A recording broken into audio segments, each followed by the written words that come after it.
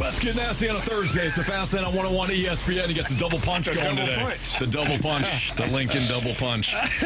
Andrew Marsh, Carey Davis, and Jamie Rivers. I'm Anthony Stalter. 2:04, your time check brought to you by Clarkson Jewelers, an officially licensed Rolex jeweler. Cardinals fall last night 4-2 to the Mariners.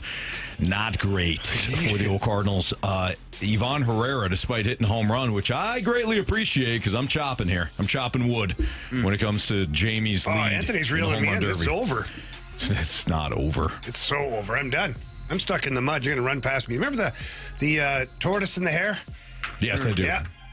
The tortoise just keeps going along. Well, that's you, Anthony. You just keep going. And now I'm off, stuck in the mud or taking a nap or goofing off, whatever it is. You're going to go right past me. I thought the tortoise was sick. No, that's a different one. That's a different one. Yeah, that's a different one. Must be a different story that I heard. We all got on black today. Nice job, guys. Well, mine's more of a Navy. Oh hell. Sorry. Sorry to ruin the fun. Cardinal road game, Navy. Oh, yeah, that's what it is. Marcy's still in, boys. Why not us? Hey, Marcy? Serious? They won the Red Hats. You got a U.S. series around the 11th inning. I don't think so. I don't think they're sending out any text right now. Before Ivan decided to forget how to run the bases. The hamster just froze in its wheel, and then it ran at a torrid pace. No, he's not on the team anymore. You're right. The hamster, you're right. Hampson's it's different. Yeah. Different. Man, I'm so confused It's today. okay. Did you hear his right. explanation for that, by the way, Herrera? Well, I'm sure everybody's seen it, but let's just cover it real quick before we get to the what we should do, explanation. honestly, before anything, is we should set the table. Go ahead. Well done, Jamie. I agree.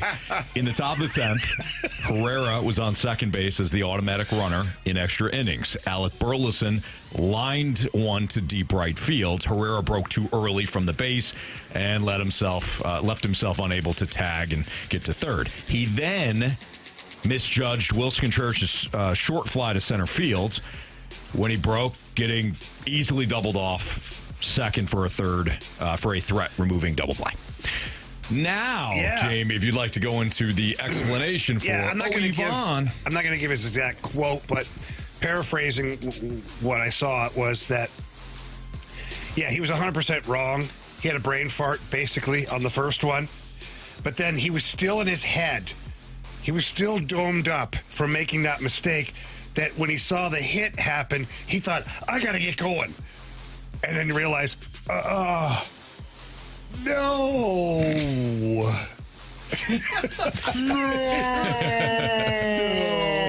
I wonder, because it looked like to me, he thought it was 2 outs on both instances. Like maybe because it was 2 outs when he was at bat the last time, and then he's put on second base in his brain. He's like, it's 2 outs.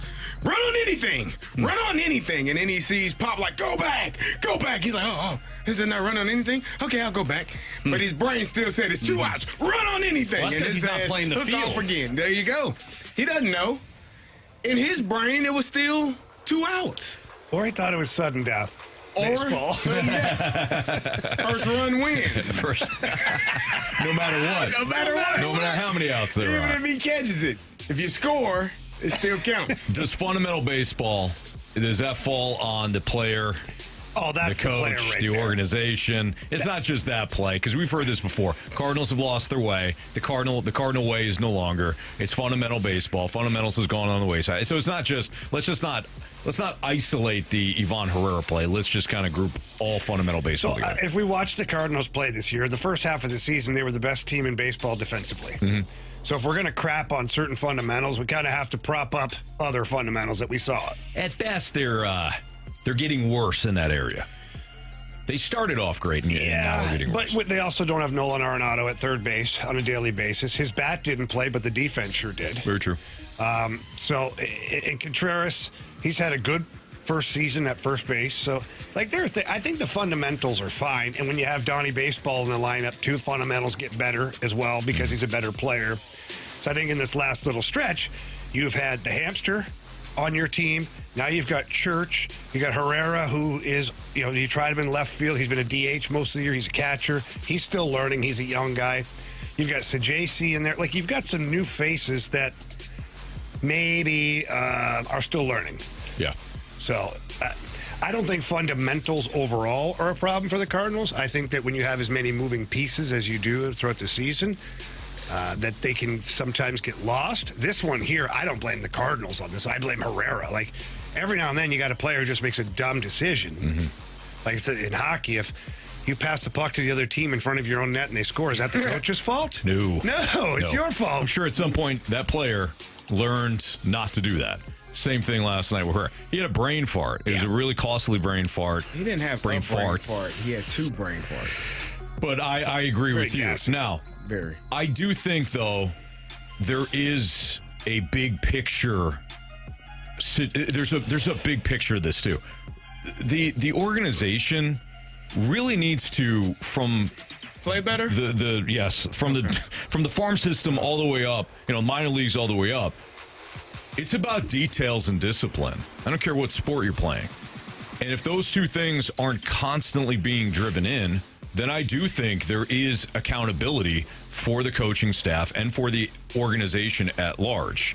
I'm not just talking about Ivan Herrera in that spot. It's not just that. That is on him. But if we're talking about overall fundamental play, that comes down to effort, details, and discipline. And that is something that I think good teams constantly drill in. So, yes, this might be a Herrera problem right now, but overall, if the Cardinals are going to get back to the way we all expect them to play, it's an organizational investment in fundamentals. That's just my opinion. Yeah, I mean, I think you have to. It's details, man. Like, it's work habits. It's everything. It's just like any job or any company that's out there. From the lowest person in your company to the highest person, you want good, strong work ethic. You want the fundamentals, and you want things represented the right way, the way your company has as far as what the expectations are. Right. So for the Cardinals, when they draft players, the moment they draft them, they have to be working with them as to what it's like to be a St. Louis Cardinal.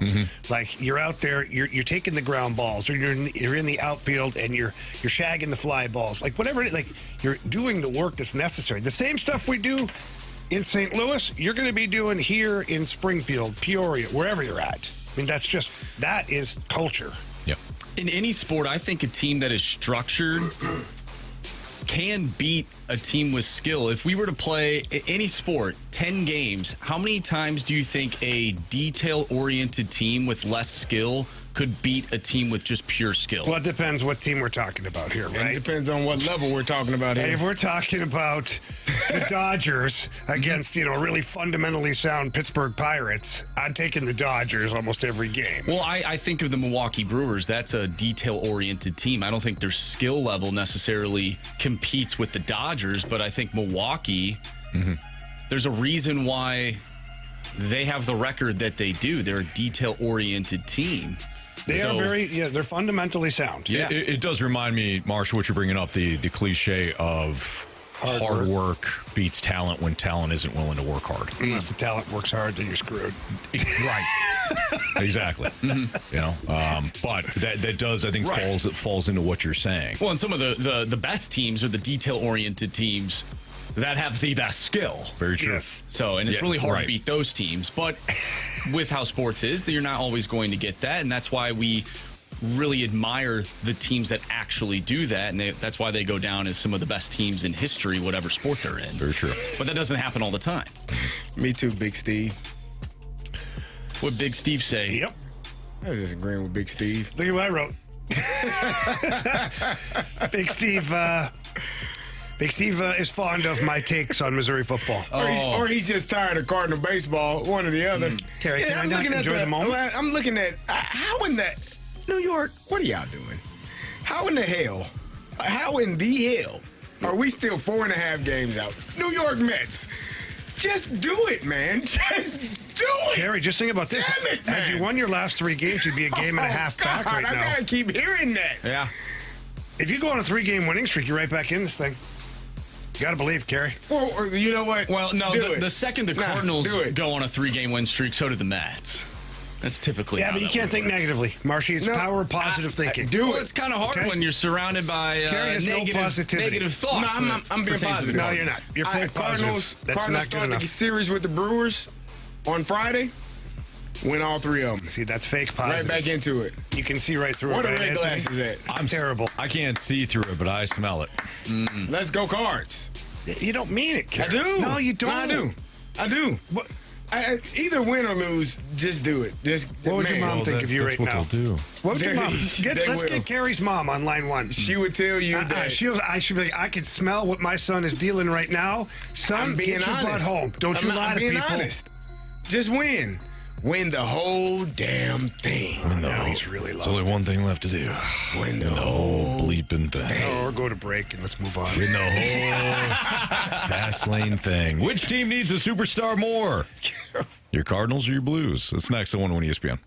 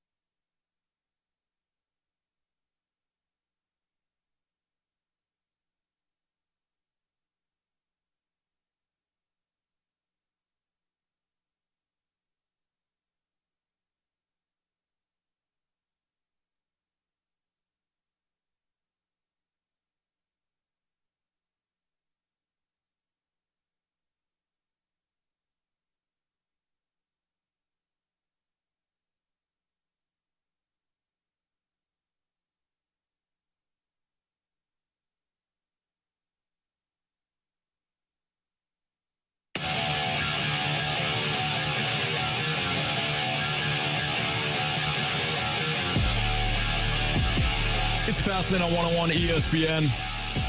Just, of course, it's Patriot Day today. Everybody, let's remember the heroic acts of many, many, many men and women who sacrificed their lives to protect us on 9/11 in, of course, 2001. I know everybody has had some sort of, it's impacted our lives in different ways, of course, but I think today is a day when we reflect and we say, how grateful we are for the people that either sacrificed their lives and very sadly, unfortunately, unnecessarily lost their lives that day, or protected somebody and, grace of God was able to live. So thank you on a Patriot Day from us here in the Fast Lane, and may we never forget 9/11. Yeah, and I'm just going to say one thing and then we'll move on, just because I feel like it's appropriate. It's not my soapbox moment. That's why we're going to keep the feet moving right after. But I'll never forget, I'm a Canadian, born in Canada. I'll never forget how united the country was, the United States of America, how united our country was following 9/11. and how people looked out for each other, like people cared. Yeah.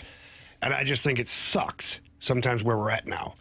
I agree. To where we were so united in 2001, and now it feels like everybody's so like separated. So I hate that tragedy has to do that, where it brings people. It takes something so monumental to bring everybody together. Yeah. So, anyways, that's not my soapbox. Just we keep the feet moving here. All right, Cardinals, Blues. Who needs a superstar more in your guys' eyes? If we think Cardinals, then do the Blues absolutely need one? They need to develop one.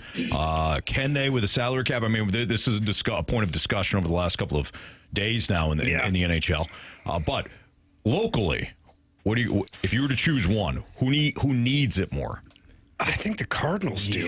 I think the Cardinals are so far off of, and I feel bad because Nolan Arenado is a Hall of Famer, a future Hall of Famer. By all accounts, I believe he gets in the Hall of Fame, okay? But he hasn't been that guy for, 2 years now? Going on 3? Like, the last time was when Goldie won the MVP, and Arenado finished, third, I think, in voting that year. But that's the last time you had superstars on your team. Because wasn't that the same year Albert was here? You had Yachty. Even though Yachty was at the tail end of his career, he's still a stud catcher. You had Waino as a big name. You had some stars on that team and Hall of Famers and things like that. But, since then, Arenado's kind of done the nosedive. Who's your superstar for the Cardinals? You say, Mason Wynn. He's a stud shortstop, but he's not a superstar. Brendan Donovan was your all-star representative this year. No disrespect to Donnie. I think the world of him, but he's a utility player. He's not a guy that's going to carry the Cardinals into the playoffs or to a World Series by any means. So, whereas the Blues, in my opinion, I don't think they have that superstar either yet. However, Jordan Binnington shined on an international spotlight during the Four Nations tournament. Most people in the world know who the hell Jordan Binnington is. Colton Parayko played in that tournament. Robert Thomas is getting a chance maybe to go to the Olympics now. Robert Thomas is your top scorer. At least you have some dudes that Jordan Kyrou has an all-star game under his belt. You got some guys. Whereas with the Cardinals, you got to squint to really figure out who is the star. We had an argument early this year, just not an argument, a fun discussion about who the St. Louis star would be. It's Alec Burleson. But Alec Burleson? I don't know. So in my opinion, I think the Cardinals are in more need of a superstar. Yeah, I think I agree with you 100%. The Blues, to me, are closer to having guys that you could say are superstars. You talk about Robert Thomas. You talk about Jordan Binnington. You got guys that are going to be playing in the Olympics. The Cardinals, if we had an Olympic team, I don't think any Cardinals would be on that team, would they? No. When the World Baseball Classic comes back around, are you going to have any Cardinals representing America? No. Or any other country? Yachty. No. Oh. This year. This team, this year. Oh, then no. So, yeah, they don't have. I think they're so far away from a star. It is ridiculous. The Blues, again, are, in my opinion, Jordan Kyrou is, I think, right there. Robert Thomas is right there. Jordan Binnington is right there. Those guys are on the cusp of what people would consider stars. And then you got young players like Dylan Holloway, Jimmy Snuggerud. You don't know what he's going to be like. You have hopes and aspirations because of what you've seen from them last year, that those guys could become really good players and big name players in the National Hockey League. And you don't say that about anyone on the St. Louis Cardinals team right now. They are completely maybe Liam Doyle could be a star. Maybe J.J. Weatherholt could be a star. They ain't on the roster.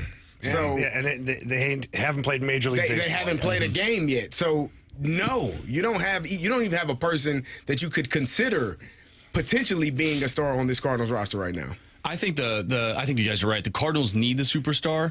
For me, I almost wish though that the next superstar to come out of St. Louis would be a part of the Blues roster, because the Blues to me are closer to winning a championship, and that type of player could ultimately get them to another Stanley Cup. Because they're closer, I almost am in the thought process of, if you develop the superstar if it is a Dylan Holloway, I know he started with Edmonton, but we've seen the best of Dylan Holloway wearing the blue note. If it's Jimmy Snuggerud, if he ends up being that guy, you develop that superstar, that would lead to a quicker championship because I think the Blues are closer. So selfishly, for me, I would say I would want the Blues to develop the next superstar here in St. Louis, whereas the Cardinals are the team that actually needs it.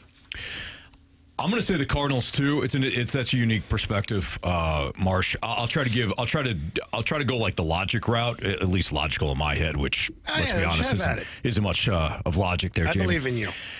I think it's the Cardinals because of the way that everything is set up in baseball compared to hockey. Hockey's got the salary cap, of course. Cardinals, if they were to, and I saw a comment about how the Cardinals need to operate more like the Blues.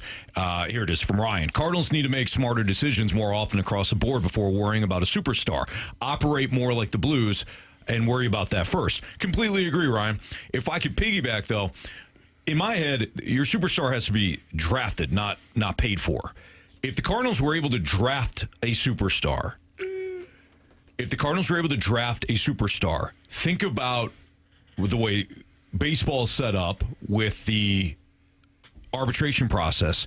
You can get more for less when it comes to like not having to pay that guy for X amount of years. Now you're paying everybody else or you're trying to add to that club. So I think the benefit is greater to have a superstar from a financial situation or standpoint in baseball than it is hockey. Yeah. Because hockey, of course, you're talking about a salary cap, so you have to consider the ramifications of a Connor McDavid contract or a Nathan McKinnon contract or whoever. It's more difficult, I think, even though that superstar means so much to you on the ice. Yeah, and so if we circle this back to the Blues, and so I think what the Blues have done is they've drafted and developed most of their team. Most like the Robert Thomas, the Kyrou. I know Broberg and Holloway drafted and technically developed, but still so young. Army stole those players, basically stole prospects from the Oilers in that whole thing. But you look across the board, the Blues have a lot of drafted and developed players right from between the pipes out. Jordan Binnington, same thing. Joel Hofer, big pieces. Now, if Robert Thomas doesn't become a franchise player, meaning a superstar, he can't eclipse that 100-point mark, let alone 110, 115. I think the Blues have put themselves, bless you, Carey. I think the Blues have put themselves in a perfect position to now go add a superstar at some point. Because when you look at, even just in the Central Division, you've got, the Colorado Avalanche. They've got Landeskog, McKinnon, Cale Makar. Those are three they're superstars. Landeskog, probably a star. The other two, superstars. The Dallas Stars now have Mikko Rantanen. We know how good that guy is. And they've got Robertson, who's the future star. They've got some players. Heiskanen on defense, all that stuff. Minnesota Wild have Kirill the Thrill, Kaprizov. He's there. The Predators, although aging guys, they still have Roman Josi, Stamkos, Ryan O'Reilly. They've got some dudes there. And so when you look at some of the most competitive teams, you can go add that piece that you're missing, much like the Florida Panthers did when they made the bold move to go get Matthew Tkachuk. They were great. They were first in the NHL the year before, President's Trophy winners, and they traded one of their top scorers to go acquire what they believe to be a franchise difference maker in Matthew Tkachuk. And they went to the Stanley Cup final, and then they've won back-to-back because they were able to add that piece. They didn't draft and develop Matthew Tkachuk, and the Tkachuk brothers don't grow on trees. I get it. I'm using it as an example to where there are free agents out there, especially next summer. There's going to be a ton of really good unrestricted free agents. So if the Blues are smart with their salary cap this year, make steps in the right direction with what they currently have, they've set themselves up now to add that superstar player, and maybe that's what pushes them over the top. We got a text from Mahomes Longbody, which kind of goes to what you were saying. It says, how pathetic is it that when we talk about the Cardinals, the first thought is how to not have to pay them? Because you talked about having a superstar that you draft, and I was like, oh, you don't have to draft them. You can. No, you don't have to. Talk to Shohei, right? Yeah, you got to draft him if you're in St. Louis. But how bad is that? That your way of getting a superstar on this roster is solely drafting them and hoping that it hits and waiting X number of years before that player truly comes to fruition in terms of being a superstar in the league. Carey, correct me if I'm wrong. I'm assuming you're saying that because the Cardinals aren't willing to pay. Correct. But We're I do like think, brainwashed into that almost. Yeah, but I also I think that's the case. But there's also the added element of the last time they pursued some of the superstars, they weren't interested. Pursue them harder. Put more money on the table. Give them more deals. Well, Emo's Pizza for Parking life. passes for the Parking Zoo. passes to the Blues game. You just put an ESPN 101 sticker on your window, I'll and you're good personally to make go. them. There you go. Yeah. Hell are we doing? They're really professional looking. Yeah. Well, I think the best way to get your team back to where you want it to be is to develop superstars, but also, you know, you need to go out and maybe grab one. You know, you can't in baseball, you can't win with one dude. I think if you have a superstar, like one superstar in an NHL team, I think you But can even win. then, those teams are built very well around that superstar. Right. Because Connor McDavid, for how many years was he the best player in the league, and Edmonton wasn't even close until they went and got defenseman, until they got gold, until no chance before if that. you have one dude in a baseball lineup, he could go 5 for 5 every night, and you could still lose. Yeah. Because no one else is good. Like, you need multiple people. So if you go out and buy it, you know, you spend money on a guy, but you also need to develop those players. To me, it's like going out and getting a star wide receiver or a star running back or a star linebacker when you have a rookie quarterback, because that quarterback is not making all that much money. Yeah. That's the best time to win in the NFL. Agreed. Yeah. And don't pay Kirk Cousins is what you're saying. Yeah, that too. St. Charles, Kyle, kind of put a bow on this. I agree wholeheartedly. We put money into Sonny Arenado, Goldschmidt. Goldschmidt was worth it. They're not good at evaluating talent. They spend money not wisely. I agree. It's not about spending money. It's about spending money wisely. But again, it's the Cardinals. They go after the low-hanging fruit. So although Paul Goldschmidt is potentially a Hall of Famer, he didn't want to be in Arizona anymore, and he wanted to be in St. Louis. They weren't going to pay him. But there was no fighting for Paul Goldschmidt from other teams. It was pretty clear that the Cardinals were the only team that they were going to deal with. Right. Hence, Arenado, same thing. So it's not like we woke up one morning and you look at Twitter and Doug Armstrong is offer sheeted 2 of the Oilers' young stars. Right. We didn't get John Mozeliak has shocked the world and stole Arenado from the Rockies. They're running a one-man race. Yes. Yep. Well, even so, though, those 2 guys, good baseball players, at the time, great baseball players, but they didn't do enough with the rest of the roster to ultimately make them a World Series team. Very true. All right, it's Fastlane on 101 ESPN. That was Andrew Marsh, Carey Davis, and Jamie Rivers. I'm Anthony Stalter. Speaking of Marsh, he's got what's trending for us next.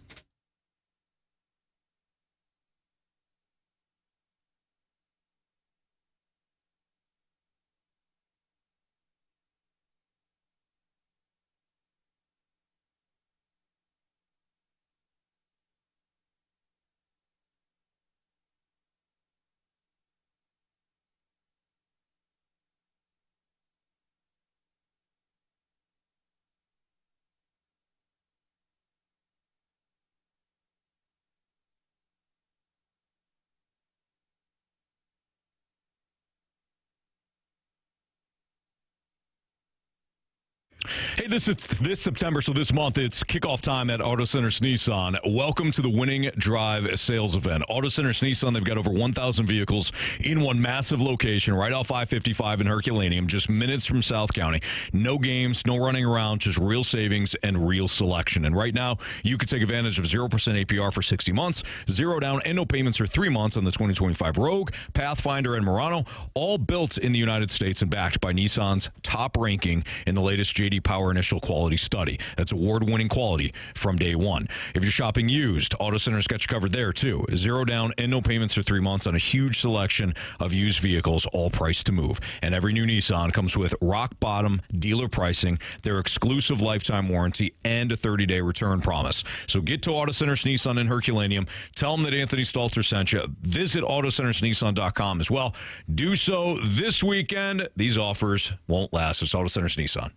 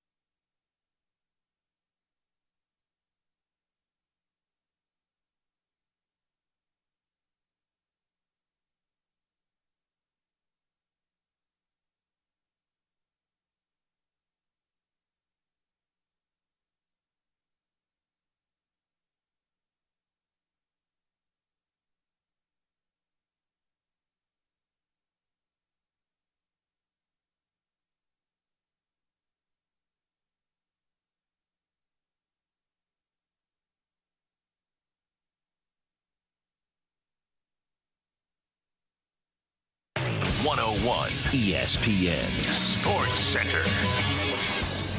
I'm Andrew Marsh. It's time for a Sports Center update driven by Johnny Londoff Chevrolet and Johnny Londoff Autoplex. The Cardinals failed to gain ground as the Mets continue to lose, and so do your Cardinals. The Cardinals lost 4-2 last night to the Seattle Mariners. They have today off. However, they'll take on the Milwaukee Brewers this weekend. Tonight, though, we have Thursday Night Football for you, and you can listen to that right here on 101 ESPN. Green Bay taking on Washington. Pregame starts at 6:30. Kickoff is at 7:15.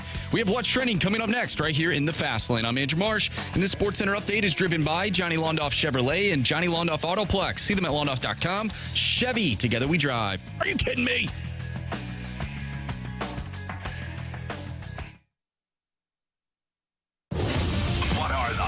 Topics in the sports world. What in the wide world of sports is going on here? It's time to find out with What's Trending, brought to you by Elite Comfort Experts. Heating and cooling with no gimmicks, just guarantees. EliteComfortExperts.com.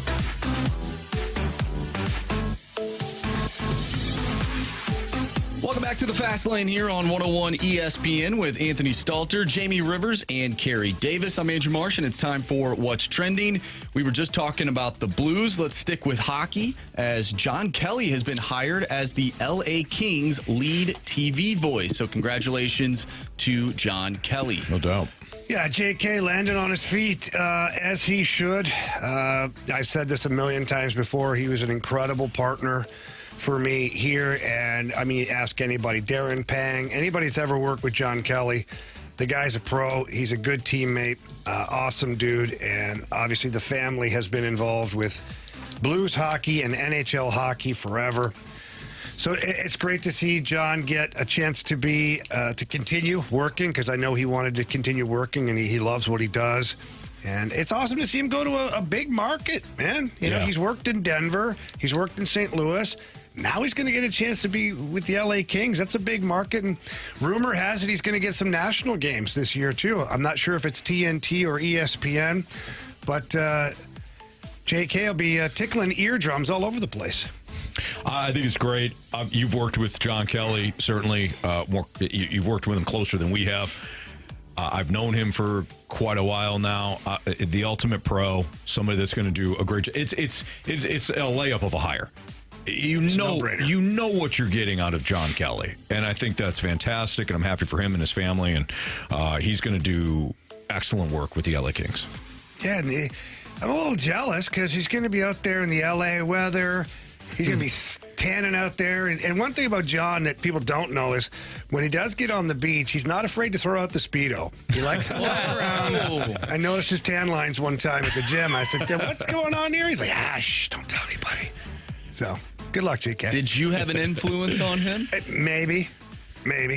You know, it's built for speed that way. He saw Rivers. He goes, you know what? Yeah, it's my kind of look. Do it. I would love to see that because it's so out of his realm of comfort. He is quite buttoned up. Yes. Well, speaking of California, there is a team in the NFL out in California that will miss their quarterback severely, at least in my opinion. Brock Purdy likely out 2 to 5 weeks with turf toe variant, which means the 49ers are going to start former Patriot Mac Jones at quarterback. Oh, Anthony said Mac Jones is good.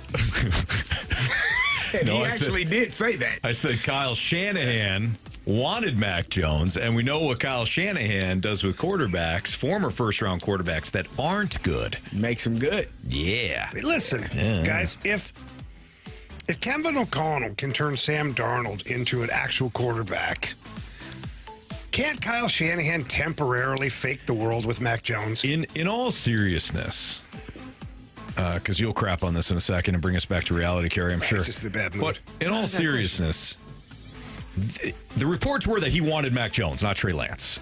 And it was John Lynch that said, hey, no, we need to go with the guy with more upside, more like overall raw skill set, all that. So they traded up, and they went up and got Trey Lance. Wasn't a good fit. If it is true that Mac Jones was Kyle Shanahan's preferred choice, And we've got a connection now. I don't think it's out of the realm of possibility that for four or so games, Mac Jones plays fine, plays okay. Be fine. Now, Carey. Well, you took the question out of the question that I had. You say that this quarterback guru fixes all bad quarterbacks, but Trey Lance was unfixable. We didn't want him, though. Didn't matter. Sorry. If you are a quarterback guy, quarterback guru, you fix all quarterbacks. But what he has, if you're a car guy, Jamie, you fix all cars, right? Yeah, unless the car can't be fixed. But not all. Fix it. Nah, you're a car guy. You're a quarterback guy. You fix quarterbacks. You're a car guy. The quarterbacks you want. The quarterback I saw that played in New England named Mac Jones. Good luck. Carey? Let him to the playoffs, Carey. The playoffs. That year, they let everybody in the playoffs. Okay. Nobody in the NFC East. I mean, the AFC East was even trying. We'll see. Come Monday morning, you're going to owe me an apology. I promise I won't. A personal apology. For Mac Jones. I want a written one. I don't blame you. I don't blame you, Jamie. If Mac Jones. No digibot either. I'll give you a chat Okay, GPT. you've got to write it on your own. Yeah. Apology. How much does this change the outlook of the NFC West? Is it drastic? Because Mac Jones is going to be missing some key pieces to that offense. He'll be fine. If Matthew Stafford stays healthy, it's the Rams division. Period. The only reason why I think some people were picking any other team, whether it was the Niners, the Cardinals, the Seahawks, was because of Matthew Stafford's potential injury. And he might still get hurt. And if he gets hurt and he misses time, then they're fast-laned as well. We're going to have to hit the dump button for you. But if Matthew Stafford is healthy all season long, Rams got the division. Mm-hmm. Sorry, Tanisha. In the snake pit. Diehard 49ers fan. All right. It's Fastlane on 101 ESPN. We got Blues and Brews ticket giveaways going on right now and throughout the week. So contest winner receives 2 tickets to Blues and Brews next Friday, September 19th at the Anheuser-Busch Brewery. Get fired up for the blues season at this outdoor street party featuring live music from the band Carey. Plus, appearances by blues players and alumni, food trucks, on-stage festivities hosted by 101 ESPN's Chris Kerber and Joey Vitale, and more. Tickets are on sale now for Blues and Brews presented by Bud Light, 101 ESPN, 92.3 WIL, and Scott Lee Heating Company. Find all the details at 101ESPN.com. Here's your ticket trivia question for today. We will have Bryant McFadden on, former defensive back in the NFL, and he's doing both college and NFL reporting for CBS Sports. Bryant McFadden was a teammate of our very own Carey Davis in Pittsburgh. Wasn't the only team that Bryant McFadden played for, though. Which other NFL team did Bryant McFadden play for in the NFL? If you have the correct answer and you are the 100 with the 101, you're the 101st texter to the Air Comfort Service text line at 314-399-9646, you'll get the Blues and Brews tickets. All right, it's Fastlane on 101 ESPN. What's the best way to operate as a professional owner? And why is it not the Saturday Night Live skit that is going on right now in Indianapolis? That's next on 101 ESPN.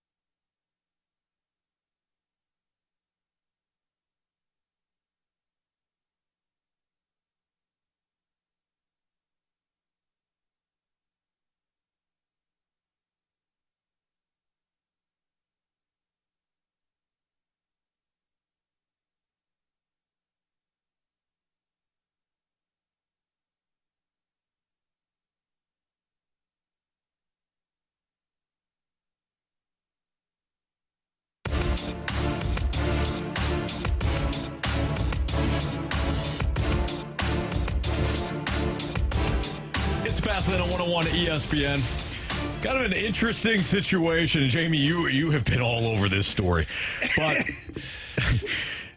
Carey Gordon is among the sisters that is now part of the ownership group of the Indianapolis Colts. She spent decades studying the organization to be ready for an eventual full ownership, in the fall. But you're really an owner 365 days a year. Yes. Not just the fall. She regularly stands on the sidelines during Colts games with a headset, a call sheet, and a pen. And a quarterback wristband. Listens to in-game coach communication to understand decision-making in football operations, according to the Colts and according to Carey Gordon. The goal is to evaluate the staff and support them better, not to micromanage. She says she helps recognize when play issues stem from calls or assignments rather than players' mistakes, informs ownership decisions on resources, tweaks, and hires. She jokes it, quote, helps you make a less expensive mistake when paying coaches and GMs millions. She also was walking the field the other day, and apparently she likes to work out at the same time as the players. Yep. I'm sure at some point she'll put herself in uniform. But for now, guys, she's just an owner that is very involved. Before we get into our thoughts on this is Cam Bynum on Up and Adams with Kay Adams on. Who, by the way, is a player for the Colts of the team that she owns. Thank you. This is Cam Bynum on his owner. This is the most involved I've seen with an owner. And obviously, I've only been in the NFL going on my 5th year, so don't have too much experience. But she's just so involved in everything during OTA. She was sitting in the defensive meeting with a notebook, same notebook that we're writing the installs, and asking me, hey, what's the coverage on this play? Okay, what are you doing? Like learning football. And I know that thing came out the other day of her quote saying she wants to be able to see if people know what they're talking about. And she's a person as an owner, like that's insane to me. Like the fact that she's sitting in defensive meetings, learning the defense with us and knowing what the calls are and knowing who's in what spots and actually taking the time to learn that, because she doesn't have to. Being an owner of a team, like, you don't have to do any of that. You don't have to show up in the building every single day. She's there every single day. Every day? Like I've seen her from my recall. Like she's there in the building pretty much every single day. Okay, so I want to start off with Marsh's take on this. All right, because we have our former 2 athletes who have spent a lot of time with different owners, or maybe not. But Marsh, I think that after listening, that's a player that doesn't seem like he minds. He's just kind of pointing out. It's also his boss. That she's around a lot.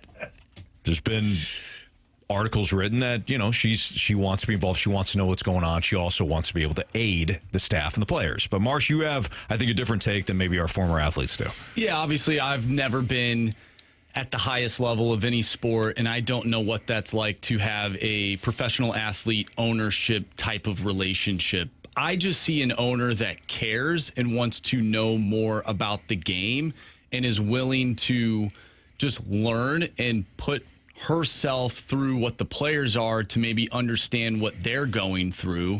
Some people might think it's a little weird, and it could be maybe because we've never really seen anything to this level. I know, we talk about Jerry Jones always being in the middle of stuff, and we criticize him. I just see an owner that cares, and I'd rather have an owner that cares than an owner that does not care. Jamie?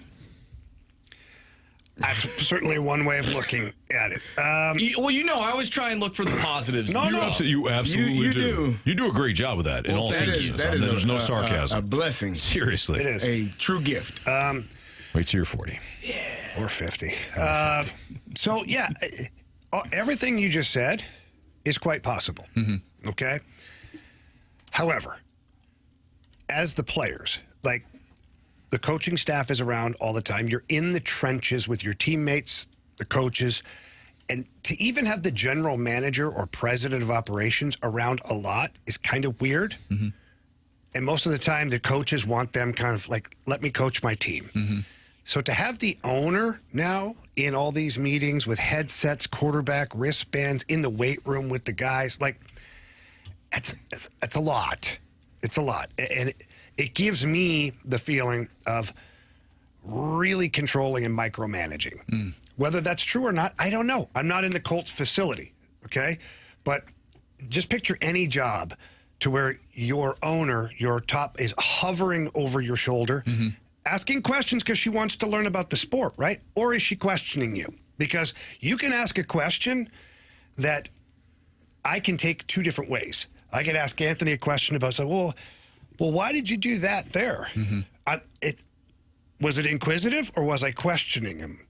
I think that's your, but that's how I frame it, right? Right. Those are, it's how you frame it. It's your intentions on, or what you believe that person's intentions are. Yeah, but then do you want to have to believe what someone's intentions are every time they're around the room, in the building, around you?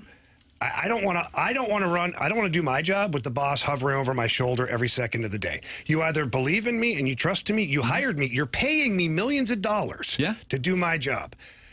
Can we meet once a week? Absolutely. Can you, after the game, if you have some questions about certain calls that were made or coverages, absolutely. We've got time for that. But to be in my weight room when my players are working out, to be on the field, to be asking them questions in the defensive meeting, I feel like that's a distraction more than anything. And Carey, I played in the NHL. It's way different. You played in the NFL where all of these things are going on. Like, I'm very curious to know your thoughts. Yeah, I think it's so the locker room is, the coaches don't go there. Like, the locker room is like a sacred, they'll pass through if they need to, but they find another way to go around. So that's your own area where you have your own space and you're amongst peers and you're doing your thing. The film room is we're locked in, and I don't know, I think this was taking place during training camp. I hope it's not happening during the week on a week-to-week basis, because it is, and I don't think it's, I don't know if it's ill-intended or if it is really, she just wants to know more about the game.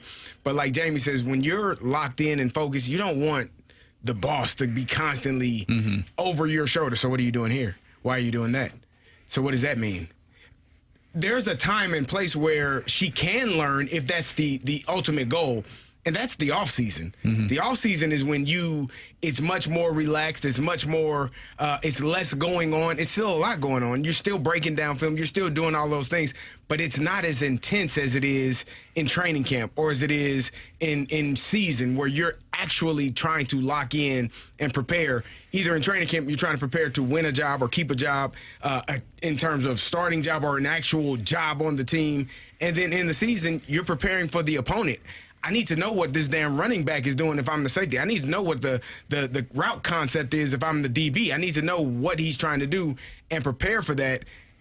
And I'm sorry, ma'am, I don't really, what's that? I need to be paying attention to that. So I think it's a little bit, it might seem cool, but I don't think it is as cool as it may seem. I think it's a distraction. I think it's a distraction. The fact that players are on ESPN on TV shows having to answer questions about it. Go back, having players now having to answer multiple questions during training camp about it. But what are you going to say? But what are you going to say? All you can say is it's cool. No, it's really cool. And I've never seen anything like that. I love it. It's the best thing I've had. I wish all owners were like that. That's your answer. I completely understand your perspective. I've never been in that situation, so I can understand why you guys would feel that might feel uncomfortable. I think if this were to continue year to year to year, then I would see that maybe being a problem. But just because this is a fresh thing and she wants to understand the game more, I can have a little bit of leeway there if this is like a 1 year type thing. If this is a 1 year training camp / preseason thing, I'm fine with it. And if I'd be fine too if I said, hey, by the way, one of our coaches will come up once a week and can go over, if you have a list of questions, can go over what we did here, why we did it, what went right, what went wrong. If she really wants to learn the game and the ins and outs, there's a way to do that. And I don't blame her. If that's her true motives, I don't blame her, because if I own a company, I want to know what the hell my company is before I can run it effectively. 100%. You know? But as a coach and as a player, Frank Wright talked about this before he got fired. Oh, boy. Every damn day, I got a meeting. Every day. Yeah. Every day we got a meeting with ownership. He had to meet with his boss essentially every day to be questioned about what the heck. And you could see it. It was probably the biggest relief in his life to be fired from that team when the Carolina Panthers said it's time to go. Mm-hmm. Because he had to deal with that every single day. And I don't know if this is the intent of Caitlin Irsay. Is that her? Carly Irsay. I don't know if that's the intent of her, but when you're in that situation and your boss is constantly questioning you, even if it's not in the spirit of, why did you do that? What are you thinking?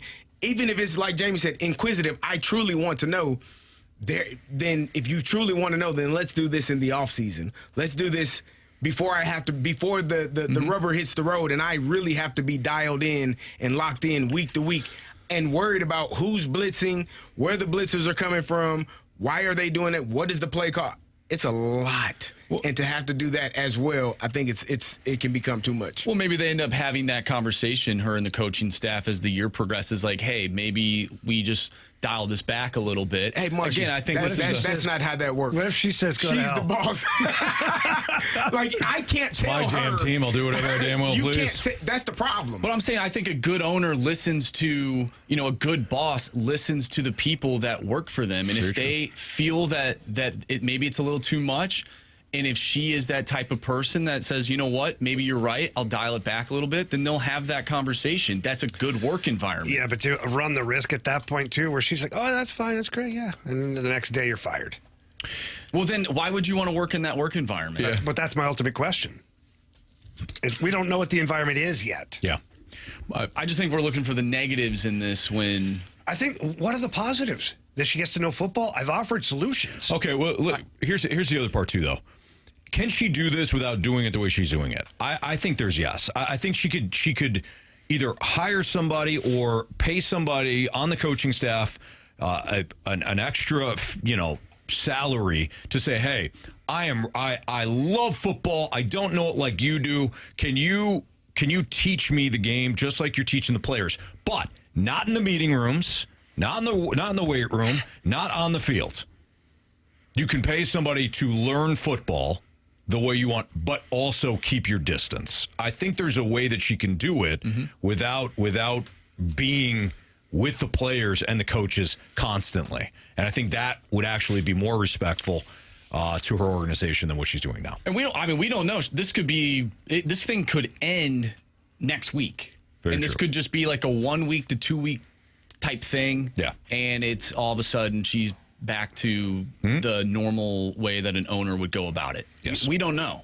If she becomes Jerry Jones, then there's issues. And I've had plenty of problems with the way Jerry Jones does things. But at the end of the day, right, it's all about winning. If the team wins, is this an issue? Right. Splashback Deuce. No, it's not. No, to answer your question. Splashback Deuce says, shoot, if I owned an amusement park, I'm checking the rides out myself, not paying someone else. All right, what are the expectations for this new era of Blues hockey that's next on 101 ESPN?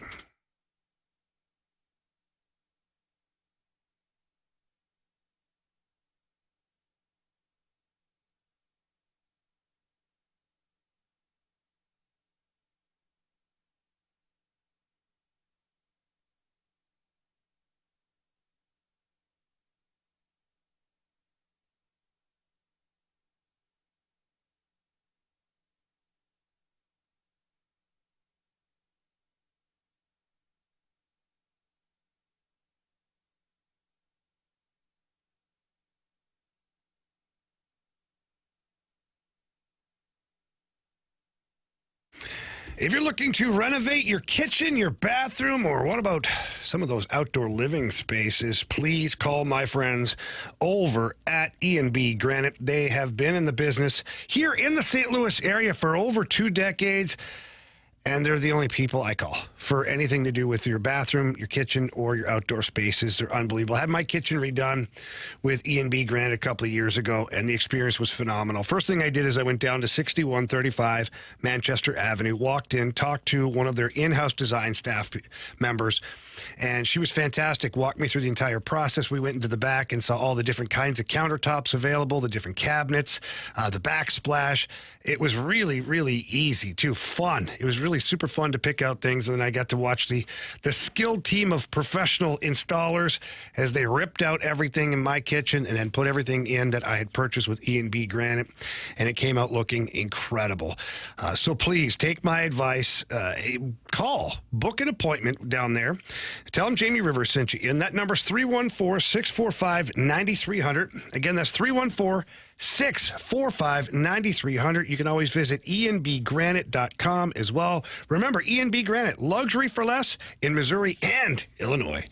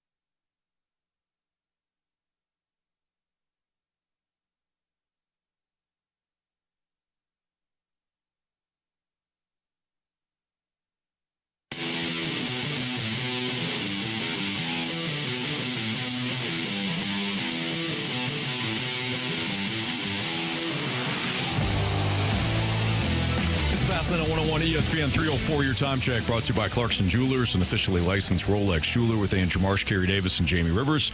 I'm Anthony Stalter. What are the expectations for this new era of Blues hockey? We've discussed this a couple of times, that the postseason conference that Doug Armstrong had, he had mentioned several times, the whatever is done. The rebuild, the retool, the whatever is done. So this now marks the official start of, in my opinion, this era. So does this core have a legitimate chance to win a Stanley Cup? Realistically, how long would it take to build a Stanley Cup contender? What potential does this core have compared to the rest of the NHL? Expectations, Jamie. For this team? This new era. This new era? Yeah, not necessarily this team this season, just the era. The expectation for this new era is you've got to be in the conversation here in 2 to 3 years. And what I mean by conversation is, in a conference final. I think this is the young players that they have is the largest group of high-end prospects I believe that they've had in a really long time. Now, will all of those players end up playing in the NHL or being significant members of the NHL team? Time will tell. Who knows? Percentages tell me no. But even if, excuse me, I get choked up, I get emotional. Yeah, of course. It's your Blues. But even if half of the prospects hit, so we had 9 guys in the World Juniors, let's say 4 or 5 of them are legit NHL players, that's a really big number. And you couple that with guys that you currently have on your roster, which would be Holloway, Broberg, Kyrou, Thomas, Neighbors, Mayu. Like, you start putting together the number of how many young guys, you end up with a team like the Blues had for a really long time under Ken Hitchcock, when they had the Petros, the Oshis, the Berglunds. Like, you had really good teams. I think that's where this team is headed. Ultimately, that's what I'm comparing this next wave to, is that wave of teams that we had here under Ken Hitchcock that had all those really good young players. And then eventually you had to tweak a few things along the way. And Army, once again, had to tweak some things in the offseason to get to that 2019 version that was able to compete for a Stanley Cup. But it was a long run of success before that with a bunch of guys that they drafted, developed, or young guys that they had acquired, and it gave them a lot of success. We had a lot of fun here in St. Louis, like 8-9 years of like playoff teams and success and winning. And yeah, they never won a cup, but they got a conference final, I think second round a couple of times. Like, you felt like this team was good. And I think that's where we're headed. I do too. I think that I really do think the sky's the limit here. I think they've raised the floor. I think they've raised the floor of the last couple of seasons with the Broberg and Holloway offer sheets. I think they raised the floor with the development of guys like Robert Thomas, Jordan Kyrou, the continued solid play from Colton Parayko over the last 3 years. I think that this team now, the expectations are playoffs, whereas before it was, hey, we'll see if they catch enough breaks, and maybe they can sneak in. Now the expectation should be playoffs. They nearly beat the Jets last year. They had all the components to do so. This team is really good. Is it great yet? No, that comes with proving it. But I don't think, even in a stacked Western Conference, that saying that it's playoffs or bust, I don't think that's hyperbole. So I'm going to push back on you just for a second here, because you said they've raised the floor. I don't disagree with that, but I also feel like they've raised the ceiling too. Sure. Because if you look at that would be great. Yeah. Raise the roof. Raise the roof. You remember that? Get it, dog. Get it. Raise the roof. I remember the roof. The roof is on fire. That's different. It's different. But I would say they've raised the roof because what is the ceiling for Dylan Holloway? Like, people are talking 40 goal scorer maybe? Okay, so if that's the case, then your ceiling for your team is much higher. Philip Broberg, can he be a top 2 type defenseman? You didn't have him before. You've raised the ceiling on the back end of your team. Logan Mailloux, nobody has any idea what he's going to be. But if he turns into a top 4 defenseman who can score 10 to 15 a year and gets you 45 to 50 points from a power play standpoint, all of a sudden the ceiling is raised again. So I think both have kind of happened here. Oh, yeah, because when you look at your pillars, your blue collar guys, they've raised the floor. Like Jake Neighbors is a raise the floor type of player, and your Nathan Walkers, your Toropchenkos, like those guys are raise the floor type players. So I think Army's got this team in a really good spot. You still got to play the games, which is always fun to do that, but. I think the team's in good shape to make those next steps moving in, whether it's this year or next year or whatever. Yeah, my comment about them raising the floor was not in direct correlation to the ceiling being low. I agree. I think the ceiling is high, too. I look at the Blues much like how I've looked at the Vikings over the offseason. There's knowns and there's unknowns. And the one thing that leads me to believing in the Vikings is their head coach. And I feel the exact same way about the Blues and Jim Montgomery. What he has been able to do in his tenure as a head coach, not only for the Blues, but just in the NHL in general or as a whole. Jamie. Carey. Thank you. Anthony. I'd say one of them again. Yeah. I believe so much in Jim Montgomery, and now that he has a full offseason to prepare, he has set the standard for what this team is going to be. I just have full faith in him that he will get these players to outperform whatever national media thinks that they could be. I really think they're going to have a really good season.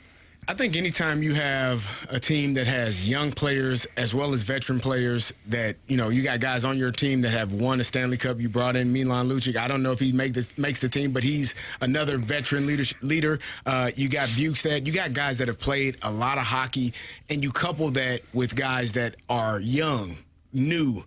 Logan Mailloux, you got young guys that are like, I'm just happy to be here. And you got the old veterans, again, that have won Stanley Cups and played thousands of games in their career. I think that's the perfect marriage for that's the perfect recipe for a really good team. You bring all of that youth in, you bring that veteran leadership in, you bring in guys that have won Stanley Cups, and you have a roster of guys that have also won the Stanley Cup. Like, that's like the perfect marriage for a team that's going to be successful.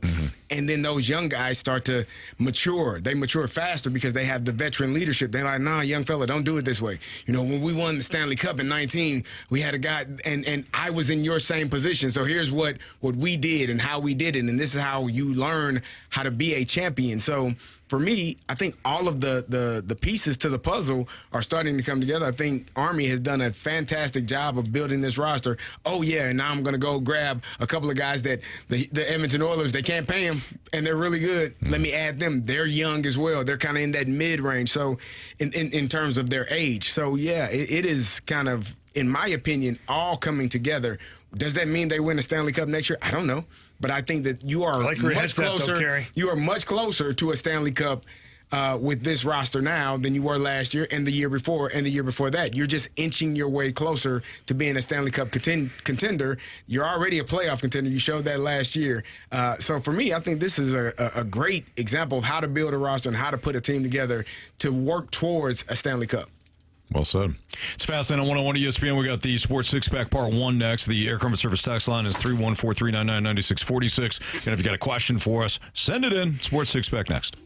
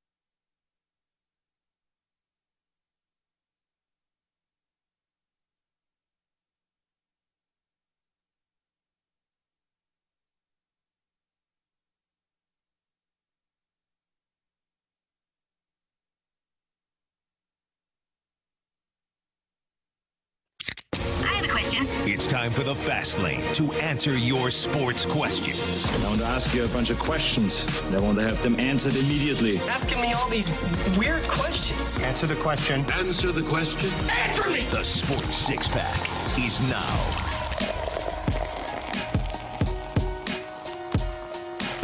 It's the Fastlane on 101 ESPN. We've got our Sports Six-Pack right now. The Aircraft Service text line, if you have a question for us, is 314-399-9646 with Carey Davis and Jamie Rivers. I'm Anthony Stalter, and here is Andrew Marsh with question 1. Question number 1.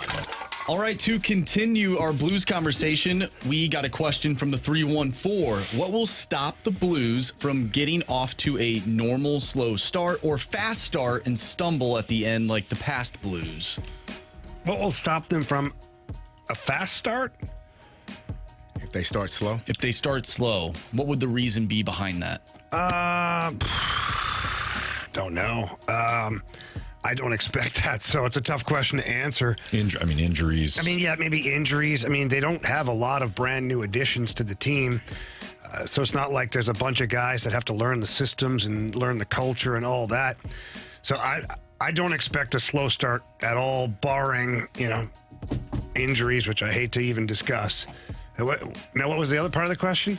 It's like 3 questions in one. Yeah, it was tough. What I gathered from that is if the Blues were to start off slow, what would the reason be? Yeah, so I kind of answered that. But then it just said if they start off fast, too? So I guess, if they start off fast, what would be the reason behind that? Well, because of familiarity with the systems, the players, line mates, Jim Montgomery, all that stuff. Yeah, they enter the season with momentum. Yeah. Knowing that they could have accomplished something huge in Winnipeg and should have. But it's not just the playoffs. It's really how they started. When did they started playing exceptionally well? Was that in...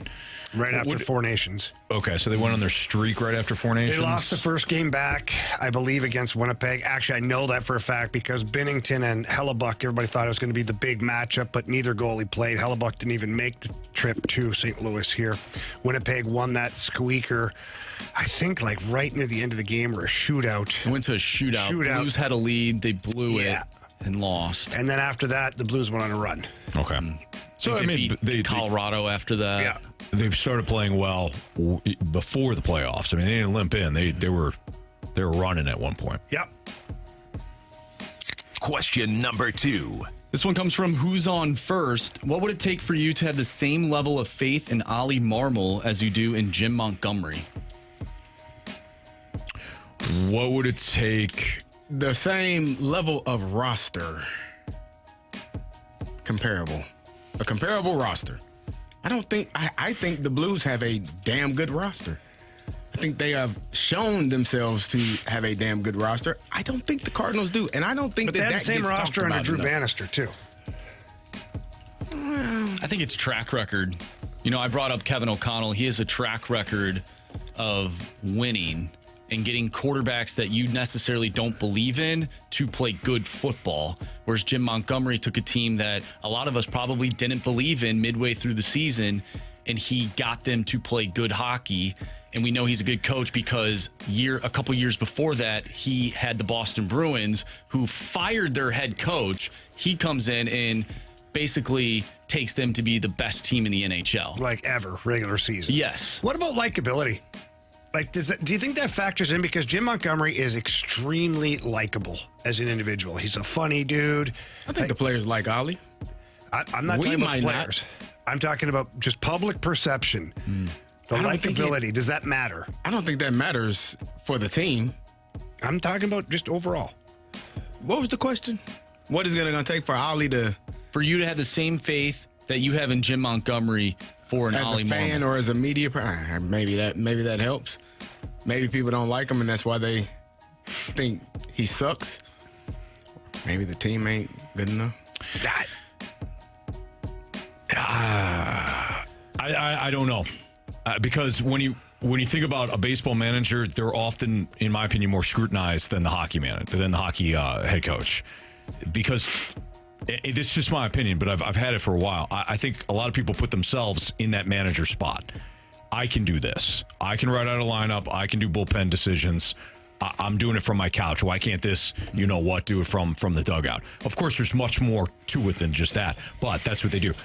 I don't think that everybody can put themselves behind a hockey bench, knowing what lines to play when, matchups, all that systems. stuff. Systems. It is more difficult. It is more difficult. So I think that you have to include how we view a baseball manager to a hockey head coach when a question like this comes up. In other words, I think Ollie's screwed. Yeah, I think Ollie's the moment with Tyler O'Neill. Would you agree, Carey, that kind of started? everything. But we say that, but then Craig Berube called out Vladimir Tarasenko in the playoffs in San Jose. Said, we need more from Vladdy. Vladdy knows it. We need him to play better. Mm-hmm. Why didn't everybody get mad at that? I don't know. I don't know. But that's my point. It's like the likability at that point comes into it. Mm-hmm. Where all he calls out Tyler O'Neill, who is not even a Cardinal anymore, was a bleep on the radar in Cardinals franchise history. People got all upset, you can't call your player out in the media. But then Craig Berube does it to Vladimir Tarasenko, and they're like, that's what a real coach does. Yeah. That's what a real coach does. Mm-hmm. Call him out. Yeah, he's dragging ass out there. Right. Well, I wonder if that stems from the playoff loss, right, against the Phillies. Maybe that's where it all started. Maybe. And then it just it snowballed into 2023. Yeah. And it's been that way ever since. Could be. It's tough.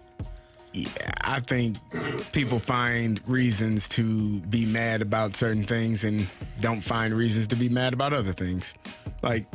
And it does go back to whether or not I like you or not.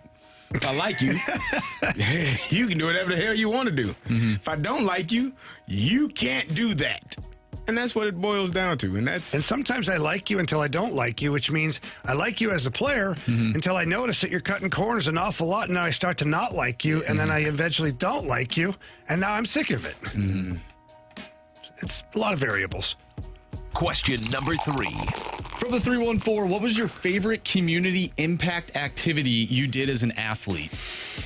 I used to love... Oh, go ahead, Carey. No, I was going to say, I used to hold a free youth football camp down at Fairgrounds Park every year. I would have a bunch of current teammates at the time, current teammates and former college teammates and current NFL players. We'd have 200-300 kids down there and just give back to the young men and some young women that came out and showed them how to do some football drills. I think we did it every year for about 4 years. It was one of the best times for me because it was just I never had that growing up. I never had an opportunity to be around professional athletes, and I think a lot of people in my community and things like that don't have those opportunities. So it was always fun. And I see now Jameson Williams has a camp. He comes back. He goes down there to Herbert Hoover and has his camp. So I think for me that was one of the most fun things that I was able to do. Get the kids T-shirts, and then I would see some of those kids actually ended up playing for me later on when I was at Hazel Central. So it was always fun to have that camp to give back to the young men and women. Yeah, my favorite thing every year, no matter what team I played on, I always managed to, whether the team organized it or there's a few times I organized it just personally, is go to the Children's Hospital right before Christmas and bring just small gifts for each kid, visit them in their rooms. And there's a lot that goes into that. You have to talk to the hospital. They have to clear it. The parents have to okay it and things like that.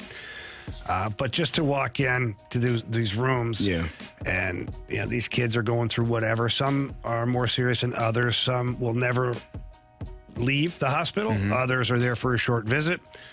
But for that moment when you walk in and they see that it's an NHL player, you're wearing your jersey, and then you got a gift for them, and you sit down, you talk to them, or they want to talk to you about their favorite player or a game that they watched or their favorite video game, whatever it is, it's literally some of the greatest moments that I can remember, especially because you talk about the kids, playing football and all that stuff. Again, these are kids that hopefully you can impact in a positive way. And if me visiting and my teammates visiting, and you got the mascot, and sometimes we even had Santa Claus come with us too. If that changes the attitude for that kid for a day, a week, a month, or whatever it is, it's worth it. Is that something that a young player does right away when they get in, or does the veteran sort of put that together? Or if a young player does make that initiative, does that go a long way in the locker room? Because I know that's something outside of the game itself. I think it tells you a lot about the person. And, I was very fortunate, and I don't know what Illinois did, Carey, because, as we know, I didn't go to college. Okay. But I did play junior hockey in a great community up in Sudbury, and the ownership up there mandated that we did things almost monthly with the community, whether it was, cookouts or going to visit something or go to the hospital. Hospital visits started then. So I knew from the age of 15, 16, we're here to give back in some capacity. It doesn't mean money and gifts and things like that. You're here to give back your time. and of yourself, you know. And so when I got to the NHL, a lot of the teams had these things already set up, but then your second, your third year, you can start to talk to the PR department and the team and start to set up your own thing. I remember when I went to the Islanders, I set up every game. I bought season tickets, 4 season tickets to each game we had, and I donated them to the Juvenile Diabetes Foundation. At the time, I had no connection to diabetes. My only connection was my brother's best friend that we grew up with was a type 1 diabetic. That was my only connection to it. And for some reason, I was drawn to it. And here we are a million years later, and my daughter is a type 1 diabetic. And I'd started doing charity work in 99, 2000 with the New York Islanders, and they would come to a game for free. And they would come down after, and I'd meet them, talk to them, take a picture, all that stuff. So it was cool. Those are always, I mean, if we went to the hospital too in Pittsburgh, put your jersey on. Like you said, some of those kids, they are so excited to see professional athletes. And again, sometimes it's children that never get to experience things like that in their life. And I think that people would think, well, that's so cool for them, but it is actually just as cool for us to be able to see their faces and see them smile and how excited they are to have you in their presence. It was always a good feeling to be able to give back. So when I see videos of athletes and they're like, oh, he's not signing autographs, like that person may have done a bunch of other things. So we are also human. You should give them their grace and their respect as well. But most athletes that I know, professional athletes, former and current, are always giving back to their community or to someone that is less fortunate or someone that is needing of a hand. And so, when you see those videos of them not doing something, just remember or assume that there are more, 10 times, 20 times, 100 times more than are giving back than aren't.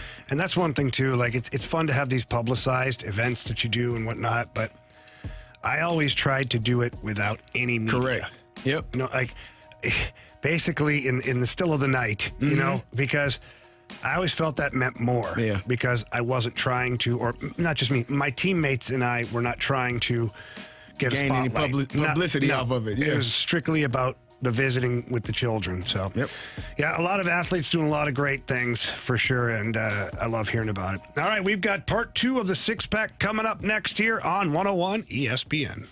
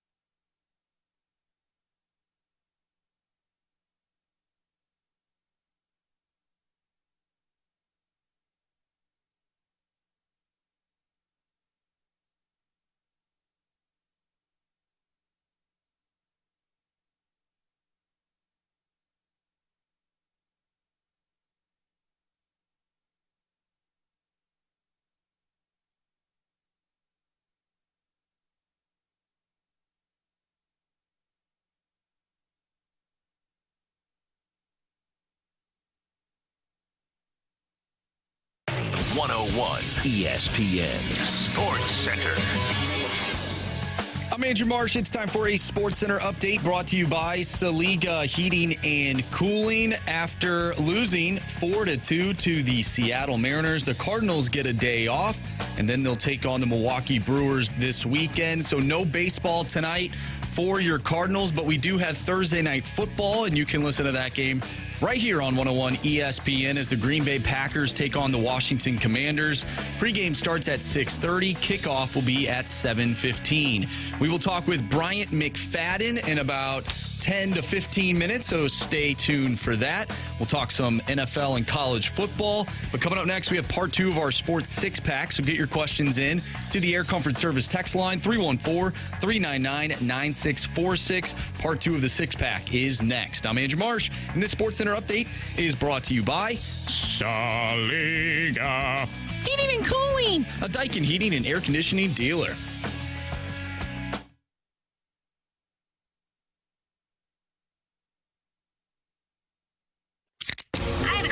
It's time for the Fast Lane to answer your sports questions. I want to ask you a bunch of questions, and I want to have them answered immediately. Asking me all these weird questions. Answer the question. Answer the question. Answer me! The Sports Six-Pack is now.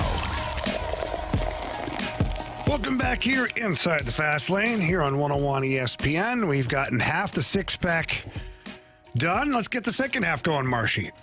Question number 4. All right, Ed wants to know, my question is, who will be a better NHL player over the next 3 years? Will it be Zach Bolduc or the unproven guy they got for him, and that would be Logan Mailloux? It's such a tough question because we haven't really had eyeballs on Logan Mailloux, whereas we had eyeballs on Zach Bolduc from the moment he was drafted to the Blues. We got to see him in all the rookie camps and all the preseason games, regular season. We got to watch him in Springfield. I don't have an answer for that.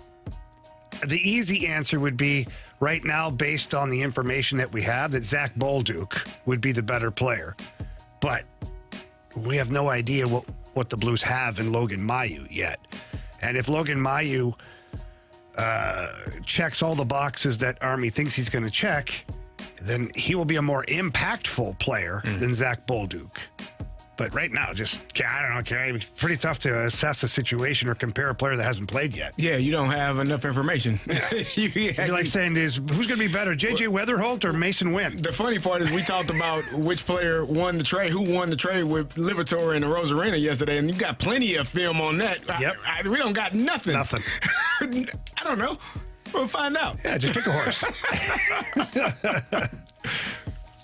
Question number 5. All right, the 314 does not have a question, but just can't wait to see what a sold-out arena looks like in a month. Go Blues. In terms of anticipation for this upcoming season, this is the most anticipated season since what year? The 2019-2020 season. The year after the Stanley Cup Right after win? they won. I mean, people were amped up. The lineup, I think the only change that was made was that Justin Falk was now a St. Louis Blue and Joel Edmondson was gone, and Pat Maroon was no longer a Blue.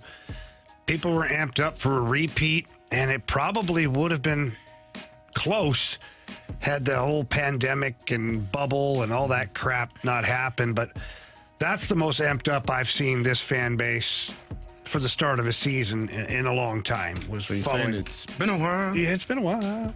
Where would you how would you compare this team to that in terms of the anticipation? Yeah, I don't think you can. Just because you're coming off the high of a Stanley Cup. Right. People in St. Louis all summer long were able to watch the Stanley Cup parties, see it travel around the city, players with the cup in their hometowns and doing things like that. So the Stanley Cup buzz had not wore off yet. So if you're still buzzed, Carey, and the next party starts, that party's pretty good. Nah, just keep the party going. Don't stop. Yeah, get it? Yeah, keep partying. Question number 6. All right, a little college football question for you from the 618. I realize it's early in the season, but do you think from what you've seen of teams playing that Oregon has a chance to repeat as Big Ten champs over Ohio State and go into the playoffs? What about Illinois? Or do you think Ohio State will dominate? Oregon looks to be a buzzsaw. Like the fact that they beat Oklahoma State 66-3, I believe, or 69-3. It was a massacre. It was a blowout from start to finish. And you don't normally see that amongst Power 4 teams. Even and Oklahoma State is not a bad team. They are not. They're probably going to win 8 or 9 games this year again, just like they do every year. But the way that Oregon took them behind the woodshed was tough to watch if you were an Oklahoma State Cowboy. The Buckeyes, on the other hand, they got a lot of good talent. They got a lot of good pieces, some returning pieces. We don't know. I don't know if we know what Julian's saying is completely until you see more reps of him. But I do think they have the best offensive player in Jeremiah Smith and the best defensive player in Caleb Downs in college football, which is going to help you in the long run. So to answer your question, long-winded, I don't know. I think we saw what Ohio State did versus Oregon in that college football playoff. They dismantled them, but Oregon looks like a team on a mission, and so yeah, I wouldn't put anything past them. How many teams do you think out of the Big Ten actually make the college football playoff? Well, I got 4 right now for sure: Ohio State, Penn State, Oregon, University of Illinois. Yep. What about Indiana? Oh, I don't know. You don't know? I mean, Indiana is 22 right now. I think they're ranked number 22 in the country. I don't know. We will see them in a couple of weeks. Illinois plays Indiana at Indiana Saturday night, I believe, in a couple of weeks. So I'll get a better glimpse of what they are. I know offensively they score a lot of points as they did last year. I think they're putting up like 50, 60 points again. So I'll see them in a couple of weeks. But I think in my heart of hearts, I do believe 4 teams for sure from the Big Ten get in. Obviously, you're an Illinois guy, so you are going to root for the Illini. But do you also root for the Big Ten to have success throughout the regular season? Not when we're good. But wouldn't that help Illinois' case? I mean, the teams you play. So Illinois has. Like, let's say they lose to Ohio State, and you don't want Ohio State to be a bad team though this year. Ohio State is the number 1 team, so I don't. You're correct. You want all of the teams to have success and be good. But for me, if we're playing them, I don't want them to have success. Well, at obviously, that moment, right? Yeah. But right now, Illinois is in a place where if you just continue to win, everything takes care of itself. I think they were in that same position last year. Again, they lost 2 games initially to Penn State at Penn State and Oregon at Oregon. And then you had a terrible loss to Minnesota at home. It was a terrible loss. It's not a game you can't lose that game when you have aspirations of being a college football playoff team. So for me, I think Illinois, if they continue to win in the fashion that they've won the first couple of games and how they showed up all last year, I think they'll be in that spot for the college football playoffs. But 1 week at a time, Jamie. We don't look past anybody. We got the Western Michigan Broncos Saturday night. Well, college football is exciting. In fact, we're going to continue talking football and college football with our guest next. Our guest coming up next, Bryant McFadden, former teammate of Carey Davis's in Pittsburgh and now covers football for CBS Sports. We're going to talk to Bryant next here on 101 ESPN.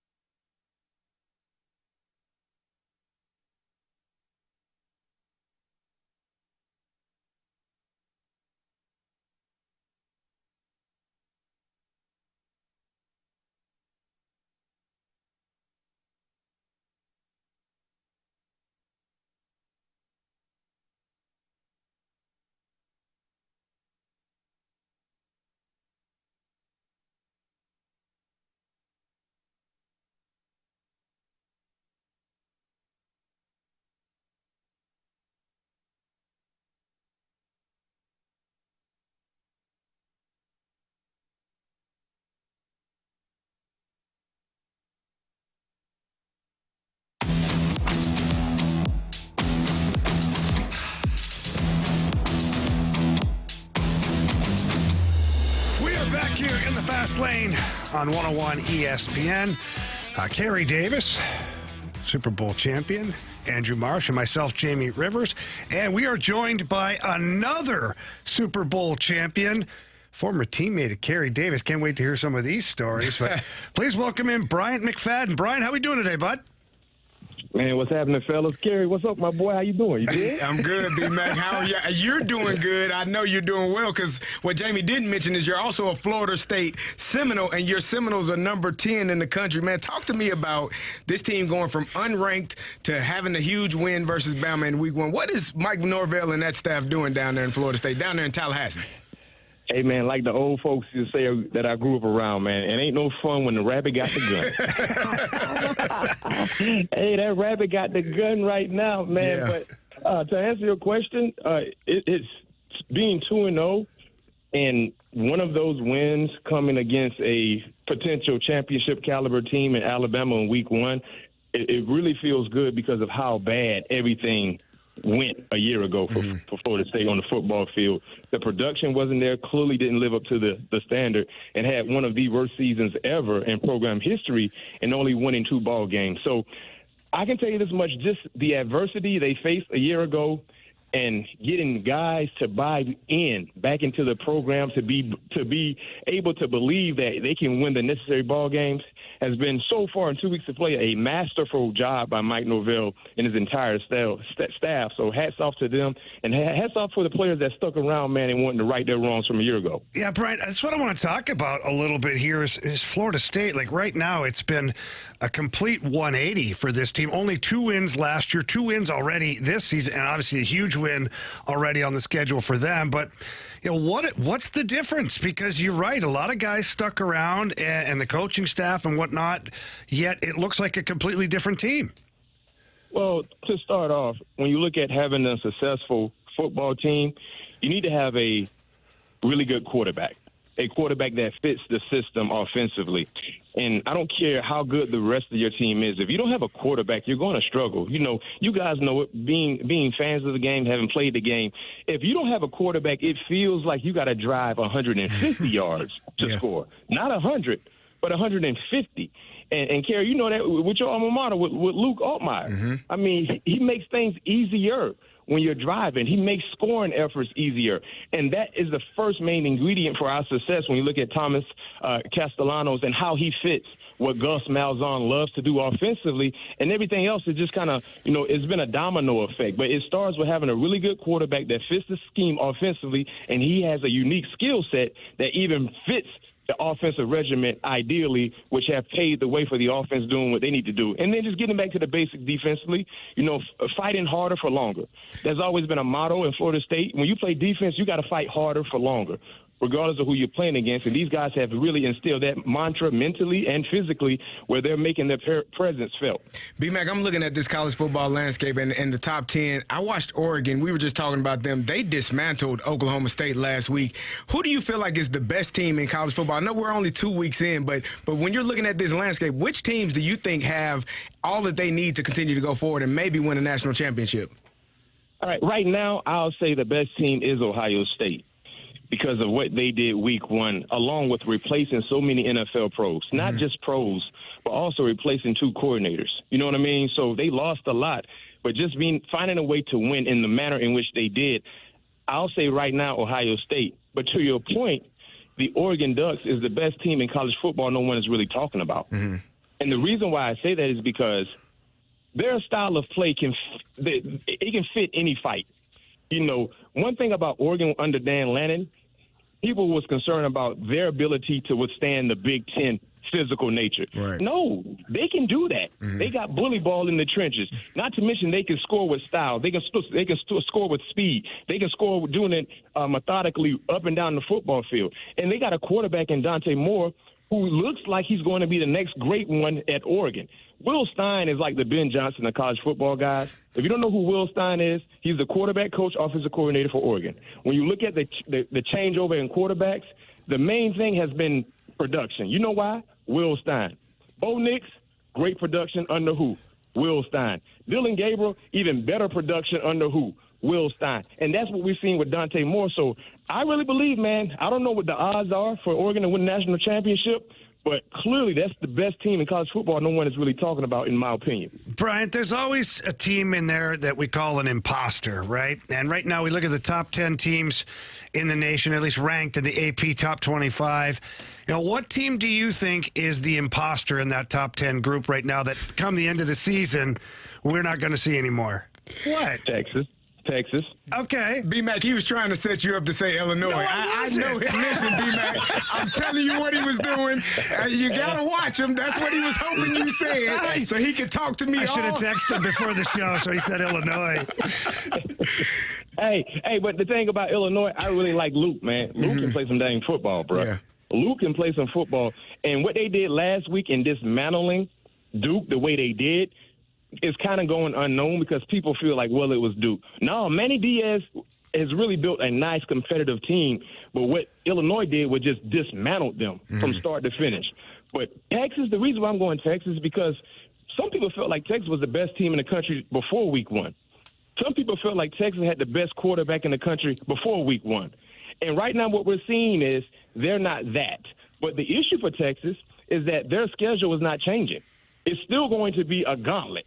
And some people may see blood in the water when they play Texas is because the things that most thought they would see, it hasn't come to fruition yet, and we don't know if it will. In a few weeks, regardless of what happens with LSU and Florida, they got to go down to Gainesville. And the last time we saw Arch Manning in that type of environment, his eyes were big. He wasn't comfortable. And you look at the rest of the way they got, they got Oklahoma, they got quite a few legit competitive teams on their schedule that's going to make that top 10 status potentially come in question.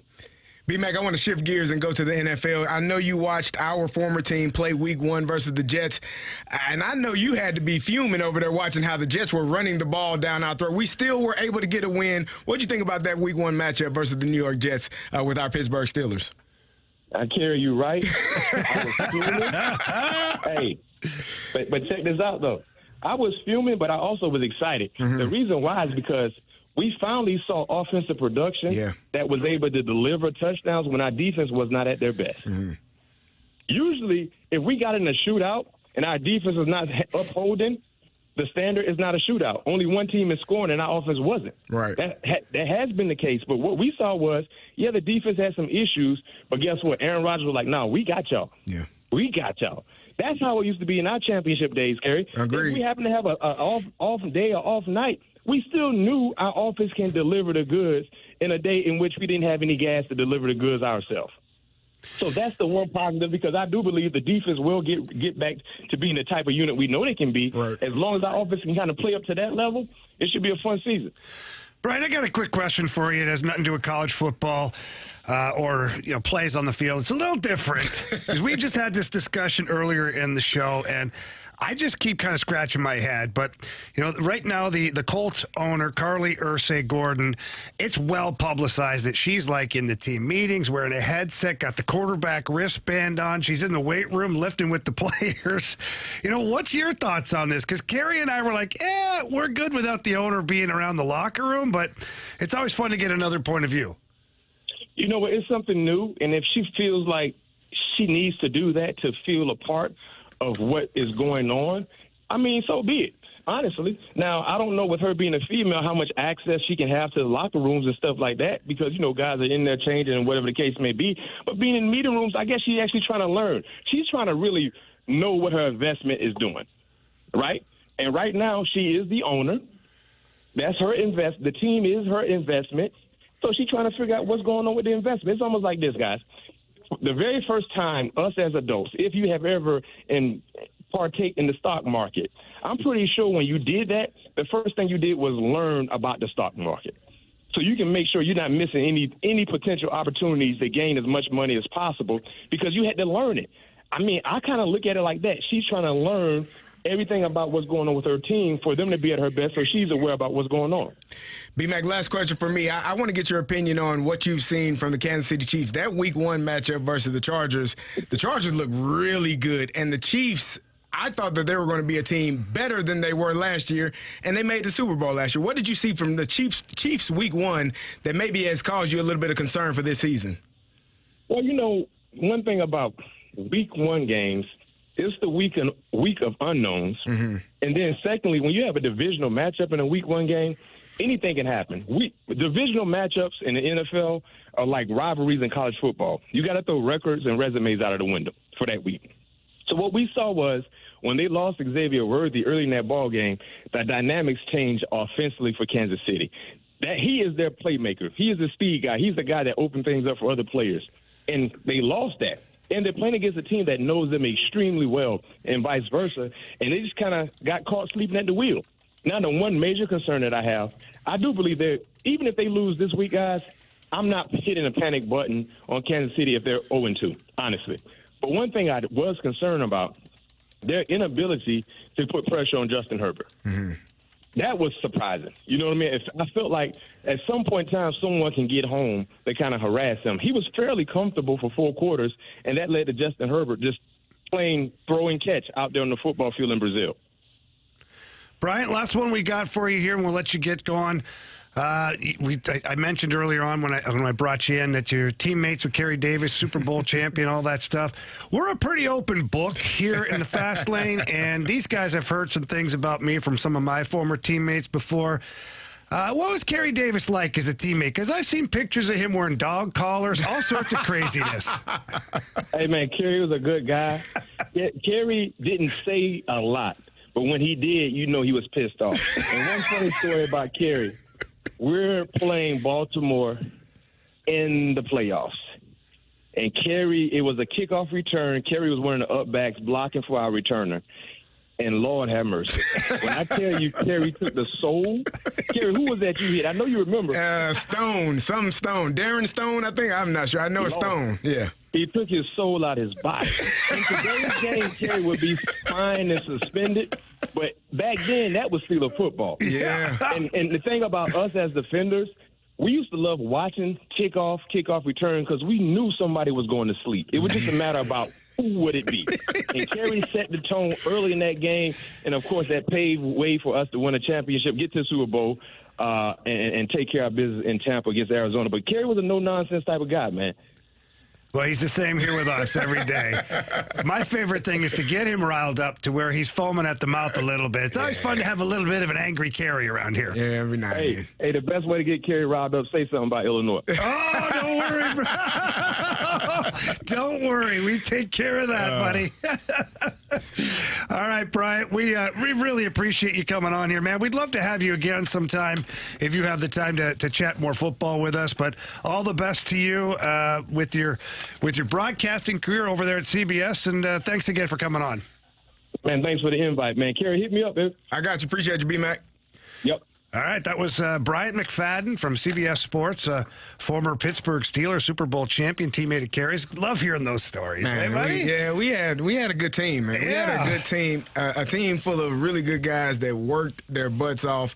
And interestingly enough, a lot of us former teammates that were on that 08 team are in media, like Ryan Clark, Bryant, B-Mac is in there, Max Starks. Big Like, Ben's got a podcast, don't he? He does. There's a lot of us that are in media, but B-Mac does a great job. He's a great teammate, great cornerback, did everything. Great energy, he needed. too. Yeah, and he's the same way as a teammate, like brought the energy every single day. Something about them Florida boys, they always have a lot of energy when it's time to play. They're in a good mood. The weather's nice. It must be nice. You know, yeah, no snow. Everybody walk around in bikinis and swimsuits. I mean, come on, man. Good times. Might be mad, right?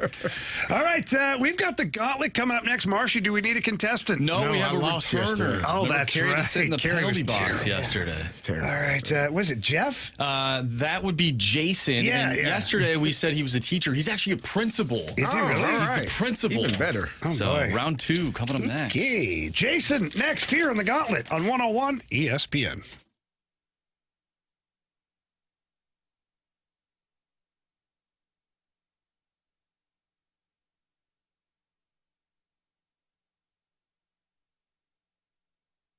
All right. right, Missouri, get yourselves ready because my friends over at Circa Sports, they're coming in hot. December 1st, they will be here legally in Missouri. But until then, I can help you out. All you have to do is go to their website or any app store, download the Circa Sports Illinois app, and you can start betting immediately. It's really user-friendly. They've got the player props, the parlays, all that fun stuff available, all the same stuff available from their sports book in Las Vegas, but it's right there in the palm of your hand. And if you want to throw a bet down on futures bet, they've got great lines. Whether it's a Super Bowl, Stanley Cup, World Series, you name it, they've got you covered over there. Tight money line splits as well. And the best odds of any app that is out there. Download the competition, compare the odds, and you will see that Circa Sports is number one in that category. That means bigger payouts, and they've got high betting limits. And overall, it's just a really, really fun app to use. So please don't hesitate on downloading the app. Don't miss out on any of the action. Bet like a pro with your Circa Sports Illinois app today, and don't miss out on anything that Circa Sports is offering. If you or someone you know may have a problem with gambling, call 1-800-GAMBLER or text ILGAMB to 833-234.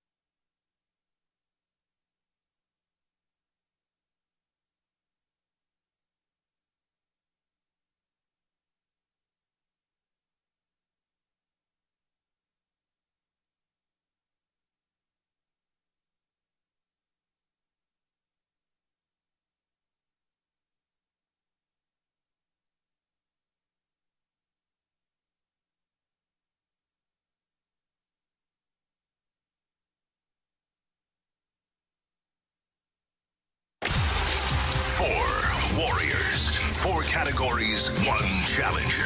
Can you survive the Gauntlet? Brought to you by Blue Note Roofing. Roofing, siding, and gutters. Visit BlueNoteRoofingSTL.com for a free inspection.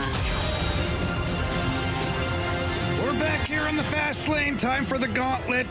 We've got a returning contestant, Jason, coming back after he took Carey outside behind the woodshed yesterday. Jason, how we doing?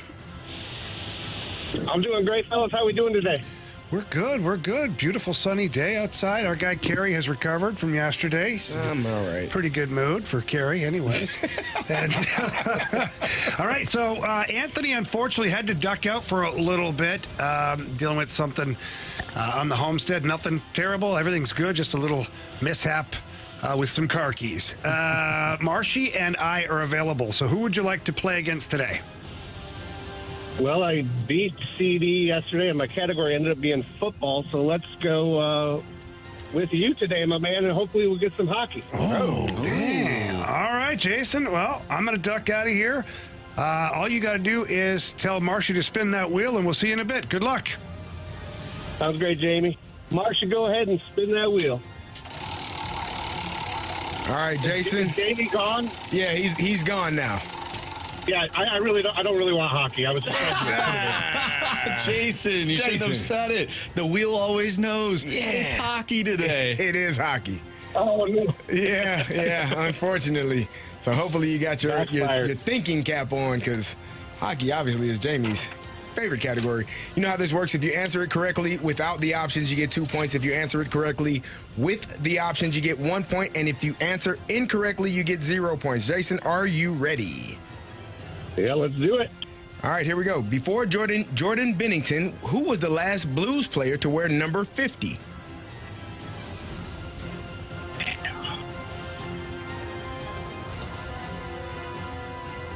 feel like I can see it on somebody, but I can't picture who I'm going to need the option.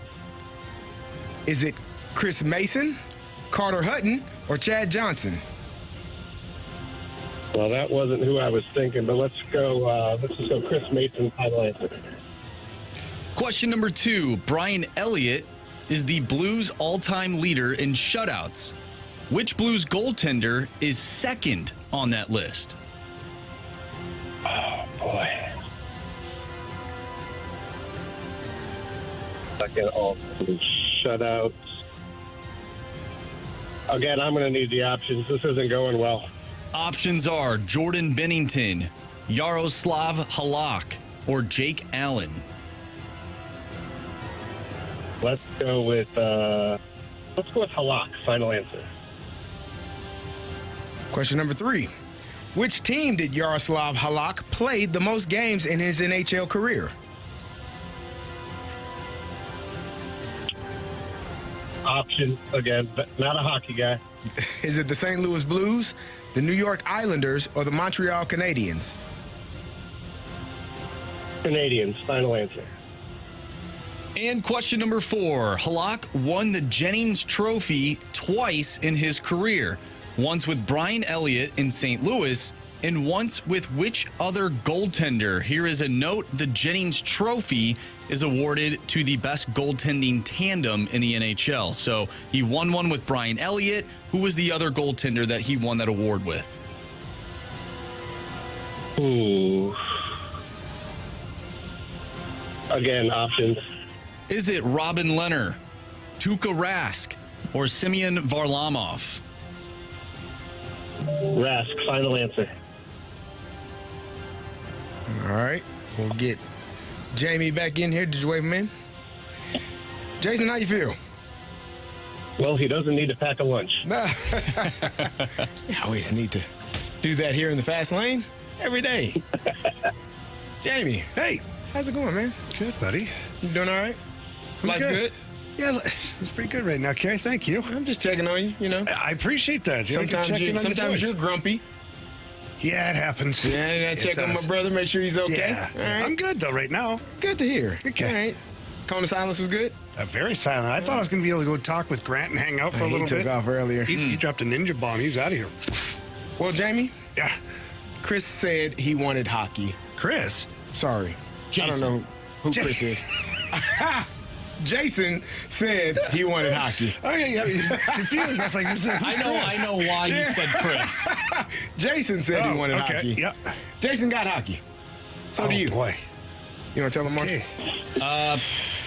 Well, Jason said really not to, but I'm going to tell you anyways. Pack a lunch. Okay. So Jason wanted hockey? He wanted hockey. Okay. Yeah. Just making sure. And he got it. That one. But then he said, actually, when you walked in, he's like, I really don't want hockey. He's trying to trick the wheel. He's trying to trick the wheel. Wheel knows, though. The wheel the does wheel know. smells that a mile away. it's All right, let's do this. a rough one. All right, here we go. Before Jordan Binnington, who was the last Blues player to wear number 50? Chris Mason. Final answer. Question number 2. Brian Elliott is the Blues all-time leader in shutouts. Which Blues goaltender is second on that list? Oh, it's either Jake Allen or Jordan Binnington. I know Binner's close, but did he pass Jake Allen yet? Einhorn, Finkel. Oh, man, I'm going to hate this question. I know it. I'm going to say that Jake Allen still has more shutouts than Jordan Binnington. Final answer. Question number 3. With which team did Yaroslav Halak play the most games in his NHL career? I believe. So he started with Montreal. I actually was with him in Montreal. Then he got traded to the Blues, played here. The Islanders. Then he left and went back to the Islanders. So I'm going to say the New York Islanders. Final answer. Final question. Jaro Halak won the Jennings Trophy twice in his career, once with Brian Elliott in St. Louis, and once with which other goaltender? There is a note telling us what the Jennings Trophy Award is. I'm assuming that you already know what that is. Yeah, I'm good with that, yeah. I believe it was in Boston when he was backing up Tuukka Rask. So Tuukka Rask, final answer. All right, let's just go down the list. For Jordan Bennington, who was the last Blues player to wear number 50? Jason, not Chris. Jason said Chris Mason. Jamie also said Chris Mason. Correct answer is? It is Chris Mason. Jason needed the options. Jamie, you are up 2-1. Brian Elliott is the Blues' all-time leader in shutouts. Which Blues goaltender is second on the list? Jason said Yaroslav Halak. Jamie, you said Jake Allen. Correct answer is? It is Jake Allen. Oh, yeah. With which team did Yaroslav Halak play the most games in his NHL career? Jason said the Canadiens. Jamie, you said the Islanders. The correct answer is? It is the New York Islanders. The final question, Halak won the Jennings Trophy twice in his career, once with Brian Elliott in St. Louis and once with which other goaltender? Jason, you said Tuukka Rask. Jamie, you said Tuukka Rask. Correct answer is? It is Tuukka Rask. Jason. You have chosen poorly. You lose. Not today. Yeah, he put up a snowman, Jason. It was 8-2. That's kind of how I figured it was going to turn out. Sorry, buddy. Hell of a run, though. It's all good. I had fun.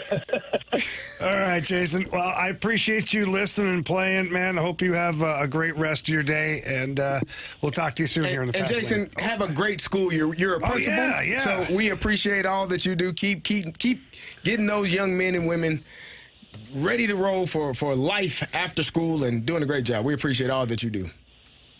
Well, I appreciate the recognition. Thank you, Jamie. Great job, and I'll hopefully talk to you guys soon. You got it. And also, Jason, before you hang up, if you have a very young, energetic, athletic boy that may cause problems or doesn't apply himself as much as he should, but you know he's extremely intelligent but just doesn't care enough to try because he thinks he's going to go play pro hockey one day, please take it easy on him, okay? I definitely will. All right, thanks, buddy. Take care, man. All right, talk to you soon. All right, that was Jason here in the Gauntlet. I could have went either way with that. Yeah. I was going to go with you, but then I was like, I'll just sewer myself. It definitely was the same. I may not have applied myself as much as I should have or could have. We got there. I got a bad grade in English one time. I'm like, my mom said, how do you get a F in English? That's the language you speak. I said, it's not the same. It's not what we're doing here. Exactly. All right. The Kansas City Chiefs have been the topic of a lot of conversations here through the offseason and, of course, through week one. Dan Orlovsky had some audio that I found, and I was like, oh, boy. So, basically, can the Chiefs get back to the Super Bowl with their current offense? We're going to talk about that next here, right on 101 ESPN.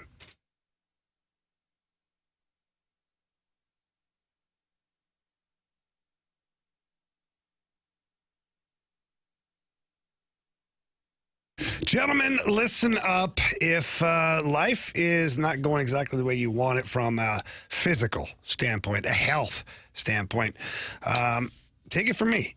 Go get checked out at Mentality. I remember feeling tired, sluggish, depressed even, irritable, all of those things. And I just couldn't figure out what it was. I was drinking tons of coffee and trying to fake my way through the day with energy, but it just wasn't happening. Finally, I went into our friends over at Mentality, the Chesterfield location, talked with the board-certified physicians. They asked me a bunch of questions. Then they did a full blood panel. And the blood panel, well, it reveals a lot of things. But for me, it revealed low in testosterone, vitamin B, vitamin D, all these things that can help you on a daily basis. So they put me on my own program that's unique to me. And ever since then, I have felt much different. I feel great. Lots of energy. I've noticed a difference in my body. I've lost weight, put on more muscle, all of that stuff, feeling young again. So all you have to do is visit either location. They've got two great locations here in St. Louis, one in South County, one in Chesterfield. Walk in, tell them that Anthony and Jamie sent you in. They're going to take amazing care of you. I absolutely promise you that. And your life is going to change immediately. For more information, add all that you want. Visit mentalityhealth.com/radio. Again, that's mentalityhealth.com/radio. You'll thank me when you see me. That's Mentality.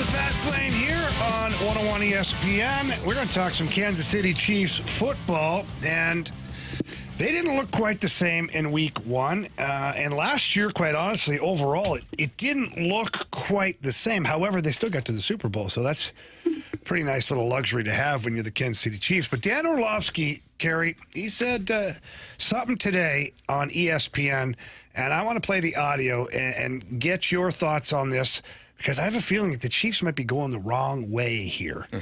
Here was Dan Orlovsky. Unless this offense changes schematically, it cannot get back to the Super Bowl. It just doesn't do anything that the good offenses in this league do right now. If we took Patrick out and Patrick made 3 or 4 plays and throws that you're like, oh my goodness, but that's it right now. And we've harped on this for years. One, they don't go underneath center and throw the football down the field enough. And when they do try and do it, they're unsuccessful doing it. Now, Andy Reid, one of the greatest coaches of all time, Matt Nagy, a very bright offensive mind. If there's 2 coaches who can fix it, it's them.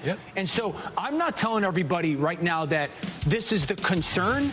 I'm telling everybody in Kansas City and your fans, if this doesn't change, you will look back in November and December and be like, why aren't we winning? And I'll tell you, this will be the reason why, okay? Like, this is the foreshadowing. If this doesn't change, if you don't go downfield more, if you don't get under center more, if you don't build play action more, if when you do, you don't hit those shots downfield, this will be the reason why. And we can come back to this episode of NFL Live and realize what the problem was. So some pretty scathing comments there from Dan Orlovsky. And, Carey, the question I have for you is, when you hear that and then you watch the Chiefs and you see kind of what's going on, and Dan talks about getting under center and getting it down the field more, in theory that sounds great, but who's he throwing the ball to right now? Well, that's a problem. But this is the exact same team that they had last year. And when I would say last year that this team is not, oh, Carey, you don't know, that's a terrible take. You don't know football. This is what they did last year. It was the same exact offense. They didn't have any explosive plays. They couldn't run the football. They relied heavily on Patrick Mahomes to do something creative or so spectacular. Travis Kelce has slowed down tremendously from what he was 4 or 5 years ago, what he was 2 years ago. So this is the offense that they have. And what he's saying is he wants him to go under center so that you can have some form of run fake, but they can't run the ball either. Like when so you it's turn not much of a deterrent if the other team's not scared of your run. It can help, because what you do when you're under center and you do play action pass, your back is to the defense. They can't see whether you're handing it off or not. So generally they will come up and bite on the play fake. When you're in shotgun, you're facing the defense the entire time. So even when you're play faking, they have a better view of whether or not you're giving the ball to the running back or you're keeping it. So that's why he's saying go under center, so you can help with some of the play action pass and hopefully take shots downfield. But Rashee Rice is out. Xavier Worthy is out. You got Juju Smith-Schuster, who, I mean, his best years, in my opinion, was when he was with the Pittsburgh Steelers. He's not a 1A, 1B type of receiver. And you got Hollywood Brown, who is a smaller slider fella, but he can still get down the field and make plays. They are struggling because they can't run the football, they can't protect long enough, and they can't get the plays, the chunk plays that they're accustomed to having. They aren't getting those, and they're making every game is a dogfight that they're in week after week, and it is tough to win that way in the NFL. So how can you change it? Like, at some point, does Matt Nagy and Andy Reid have to sit down and realize, okay, we don't have the team to play the way we want to or the way we did before? We got to change it up, because Patrick Mahomes, as great as he is, there's only so much he can do. And he is one of the greatest, if not will end up being the greatest quarterback to play this game. But he can't be your leading rusher, both in carries and in yards, in which that's what he was on Friday night in Brazil. He led the team in rushing. He led the team in carries, mostly because he had to scramble out of the pocket because they were unable to pass protect in front of him. Again, part of the problem is if you don't have those explosive receivers, those guys that get open, Rashee Rice, Xavier Worthy, those guys will get paid a lot of money because they can get open versus any coverage. And when you don't have that element to your offense, the quarterback tends to hold the ball a little bit longer. Now the receivers aren't open. Now the pressure, the pass protection breaks down in front of you and you got to scramble. It's so many different things. they're going to have to rely. They're going to have to play the exact same way they did last year, which was boring, which was not exciting. They won close games, one possession games. They won a lot of those last year. They're going to have to play that way. And we had Bryant McFadden on earlier today. B-Mac said he doesn't think, even if this team goes 0-2, if they lose to the Philadelphia Eagles this weekend, I don't think that their season is over. I still think they have all of the elements to win the division and make a run throughout the playoffs, because I think that I think Patrick Mahomes is that good. And I think that Andy Reid, as a head coach and coordinator and a play caller, is that good. So I think they'll be fine, but the offense has to figure some things out. And defense can't break. They can't have players playing out of position. They can't have guys doing their own thing like what you saw with Chris Jones on that final play versus the Chargers. You can't do your own thing, because right now, offensively, you're not good enough to be able to score with most teams. You got to play sound defense. You got to get after the quarterback, and you got to make plays on the defensive side to give Patrick Mahomes and that offense more possessions. Is it sustainable, though? Because I go back to last year, and there are probably 3, 4, maybe 5 games that the Chiefs could have lost, but they didn't. Yeah. And they didn't mostly because of a guy named Patrick Mahomes. That and a toe by Isaiah Likely. Yeah, Isaiah Likely having feet a little too big.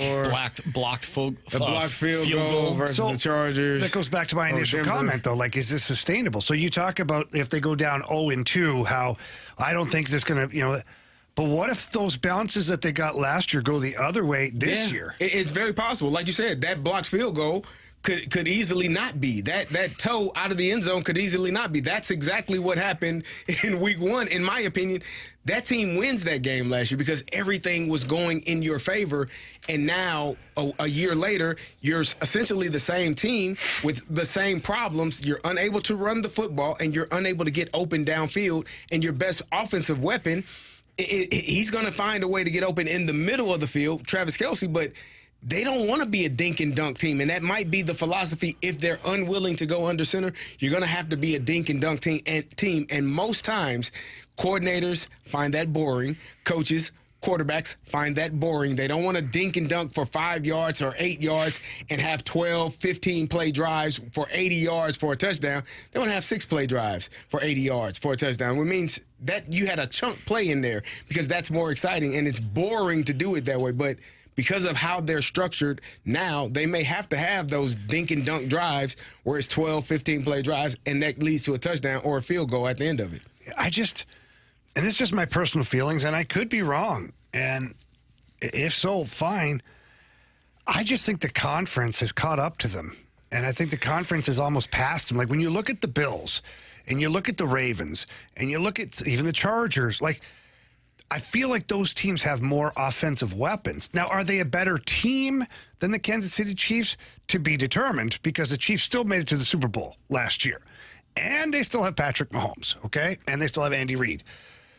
But that conference seems closer than it's been in a long time now, based upon what I'm seeing from other teams and what I'm not seeing from the Chiefs. I think if the Chiefs can get themselves together, and this 6-week stretch where Rashee Rice is out, you go 4-2 or you go 3-3. As long as you don't go 1-5, to be above 500. I think you're in a position to finally figure some things. Because Xavier Worthy, he's doing drills this week. I think he may still be out this week and next week. So you'll get him back in a couple of weeks, and then by week 7, you'll have an opportunity. But this team played, I just counted it, 11 one-possession games that they won last year. That is that is a turnover here, a blown call here, or a mistake there, a fumble, whatever the case may be, from losing all of those games, which obviously changes the entire season for them. But I still believe that, again, they're playing the Philadelphia Eagles this weekend. I think the Eagles are one of the best teams in the league. I had them number 1 on my stack up. Even if you lose this game and you're the Kansas City Chiefs, it's still not panic time, because if you were a team, it's starting to heat up a little bit. Here's why. If you were the Baltimore Ravens and that happened, you probably would panic. If you were the Buffalo Bills and that happened, you probably would panic. You're the Kansas City Chiefs. You have a quarterback that has done it, that has been in pretty much every AFC championship game from the time he started, I think in every one since he's been a starter for the Kansas City Chiefs. that is not a concern or a worry to them. I think they'll be fine, but they do have to fix some of those issues that they have that are lingering on this offense. Well, it's going to be interesting to see how it all kind of shakes out here over the next couple of weeks, or 3-4 weeks for that matter. All right, we've got hot take or hot garbage coming up next. So get your hot take or hot garbage into the Air Comfort Service text line, 314-399-9646. The Air Alliance Snake Pit, also available. Get it over there, your hot take or hot garbage. That's coming up next, right here on 101 ESPN.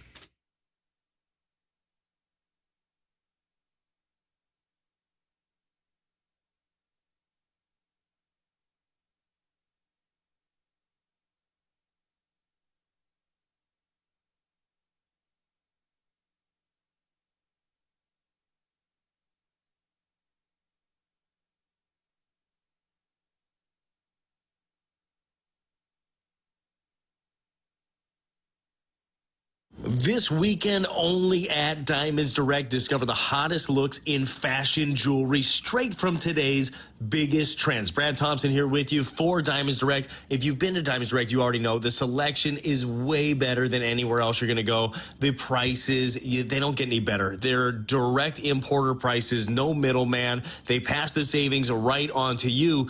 But this weekend, it gets even better with all the new styles. Think gold, diamond hoops, layered necklaces, stacked rings, everything that you're seeing right now in fashion, all in one place. That place, it's Diamonds Direct. These extended collections are only available Friday and Saturday. Then they head back. You might want to cash in on this one. Don't miss it. It's a chance to shop what's new, what is right now, and what is trending this weekend at Diamonds Direct. Check them out online. Go to diamondsdirect.com, but get into the showroom at Olive and 270 at City Place. It's Diamonds Direct.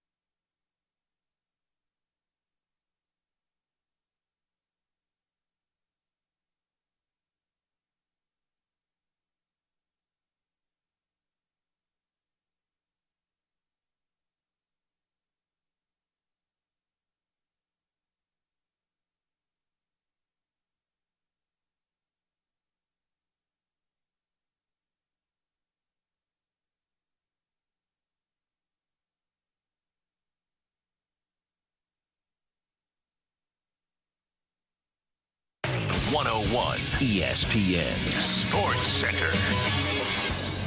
I'm Andrew Marsh. It's time for a Sports Center update driven by Johnny Londoff Chevrolet and Johnny Londoff Autoplex. The Cardinals lose to the Mariners last night by a final score of 4-2. They have the day off, which means no Cardinals baseball. However, we do have Thursday night football for you right here on 101 ESPN. Green Bay and Washington. Pregame starts at 6:30. Kickoff is at 7:15. If you have missed anything from today's show, including our interview with Bryant McFadden, Super Bowl champion, and of course, a former teammate of our guy, Carey Davis. Make sure you go to 101ESPN.com or check out the free Dobbs Tire and Auto Center's 101 ESPN mobile app.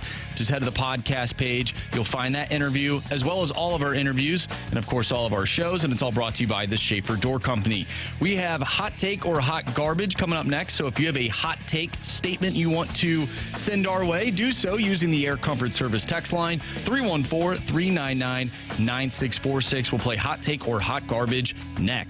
I'm Andrew Marsh, and the Sports Center update is driven by Johnny Londoff Chevrolet and Johnny Londoff Autoplex. See them at londoff.com. Chevy, together we drive. Are you kidding me?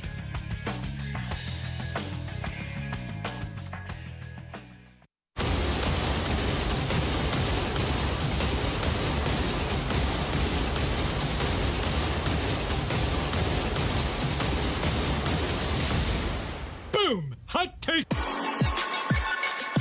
It's time for Hot Take or Hot Garbage here in the Fast Lane on 101 ESPN.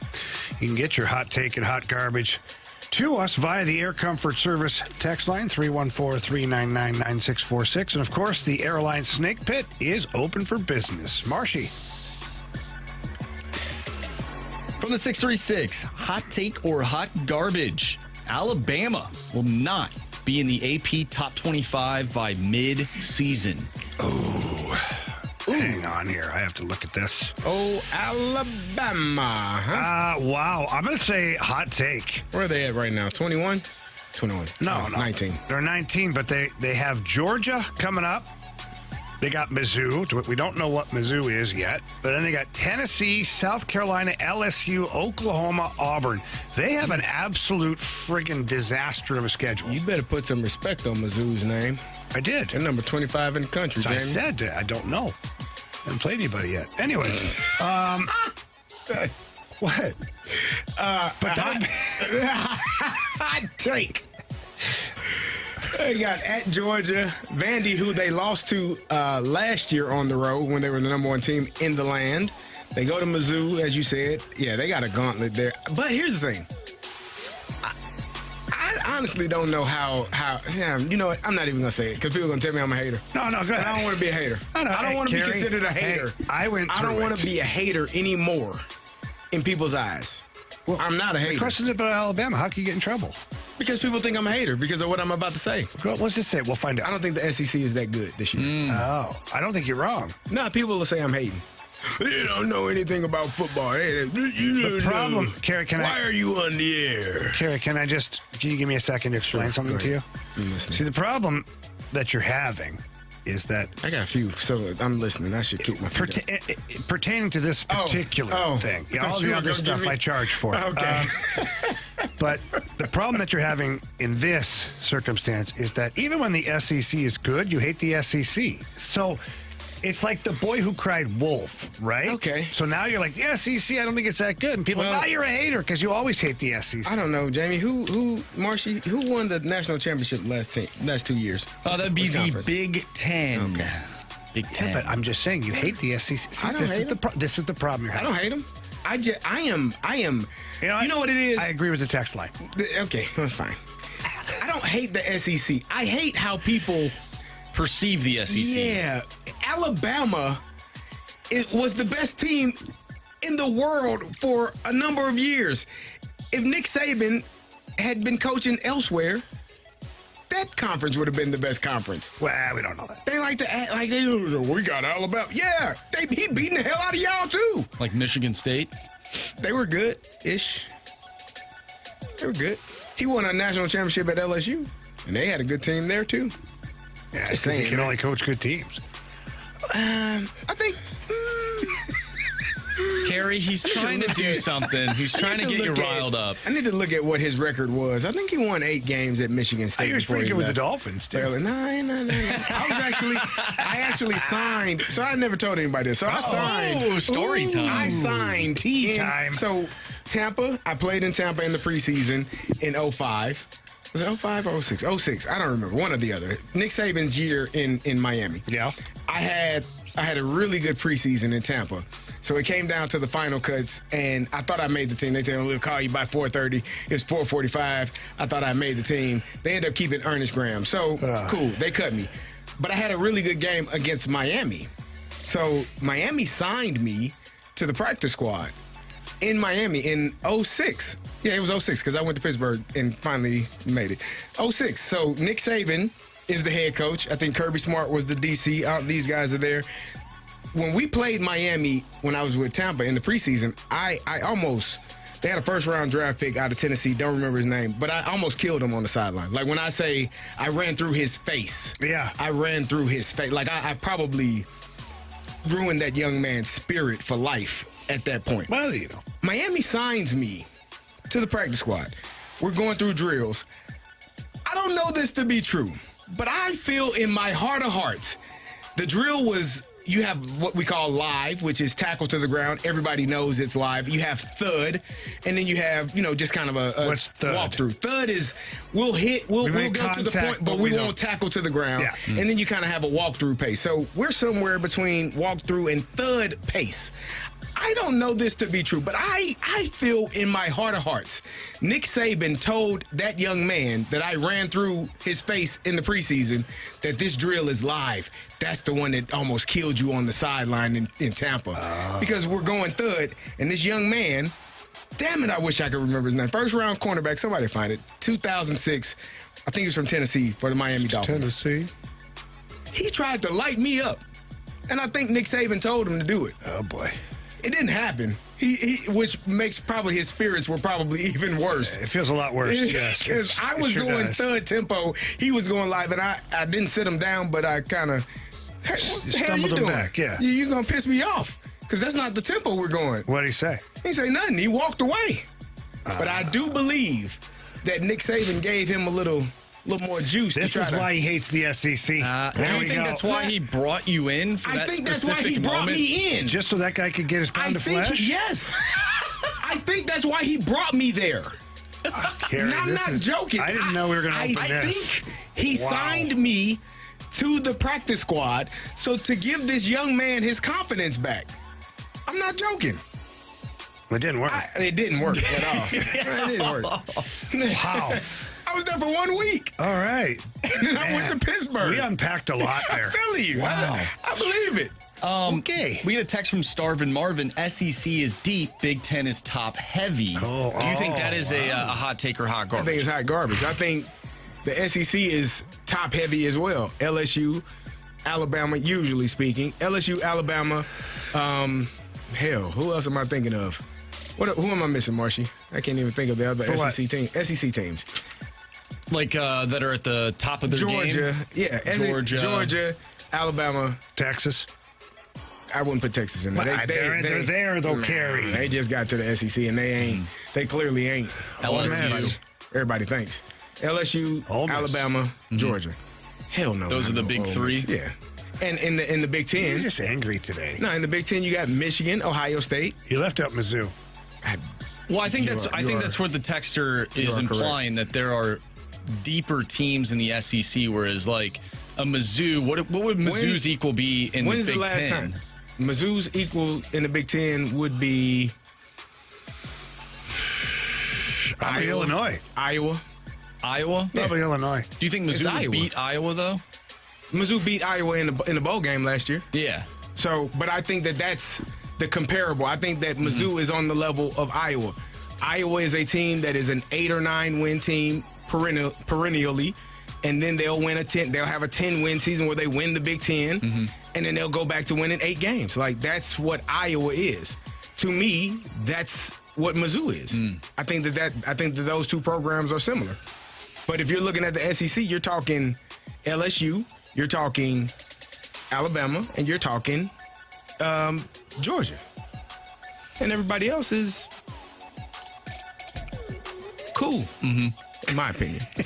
All right, from the 636, hot take or hot garbage, the Blues will have a top 10 power play this upcoming season. Oh, man.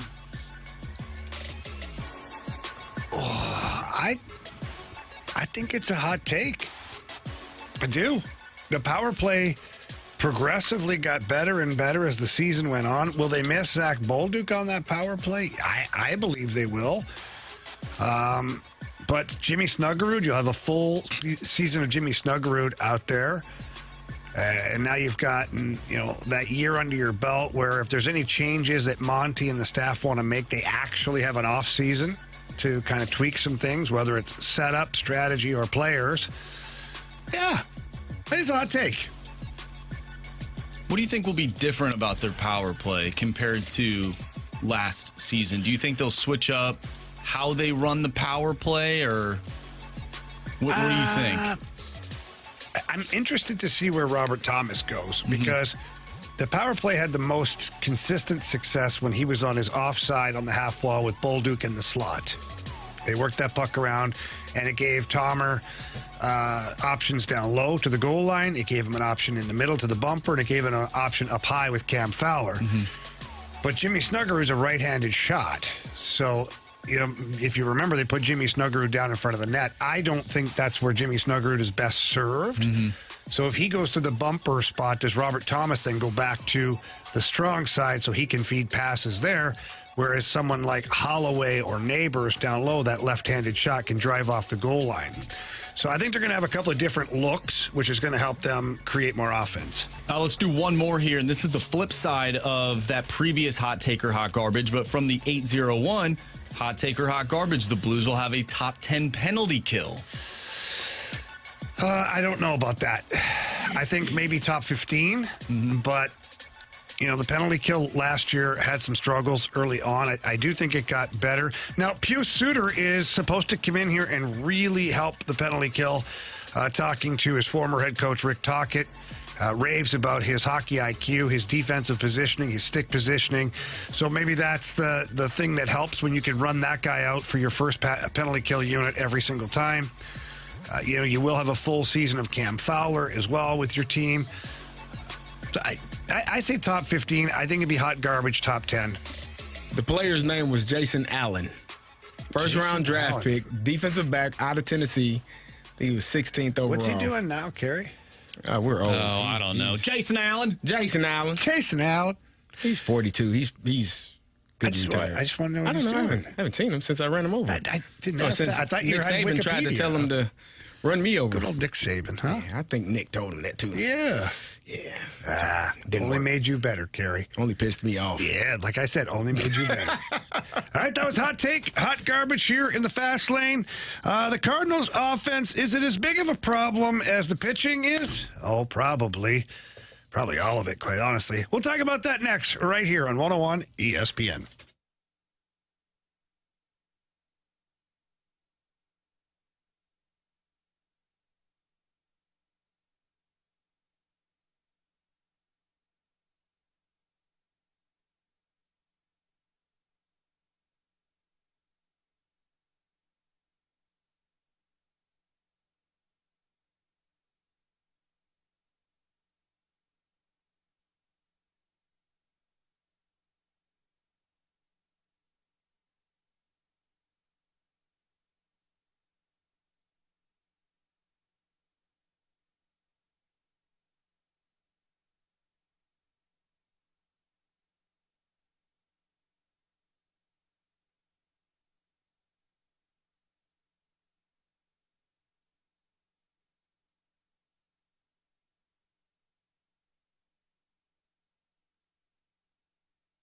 Jamie, when it comes to doing business with anyone, especially somebody that is going to handle your money, I want somebody that's going to be local. And our guy, Stewie, he's local. He loves helping out St. Louis customers, especially 101 ESPN listeners.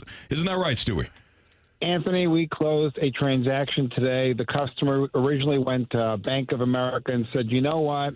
I deal locally with a bank. I have confidence I'm not going to be taken advantage of. They went to Bank of America. A day before closing, Bank of America said, no, we can't do this transaction, and they weren't able to close on their purchase. They came to us. We got an extension to the contract and closed it in 10 days. The same exact product, they're all Fannie Mae and Freddie Mac mortgages. Going to a local bank or a big bank is not going to be in your advantage.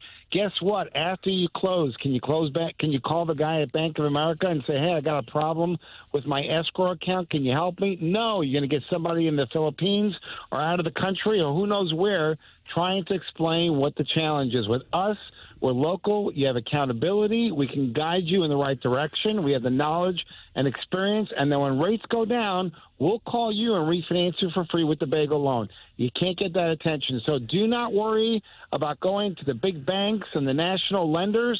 Deal with somebody local, somebody that's going to take care of you.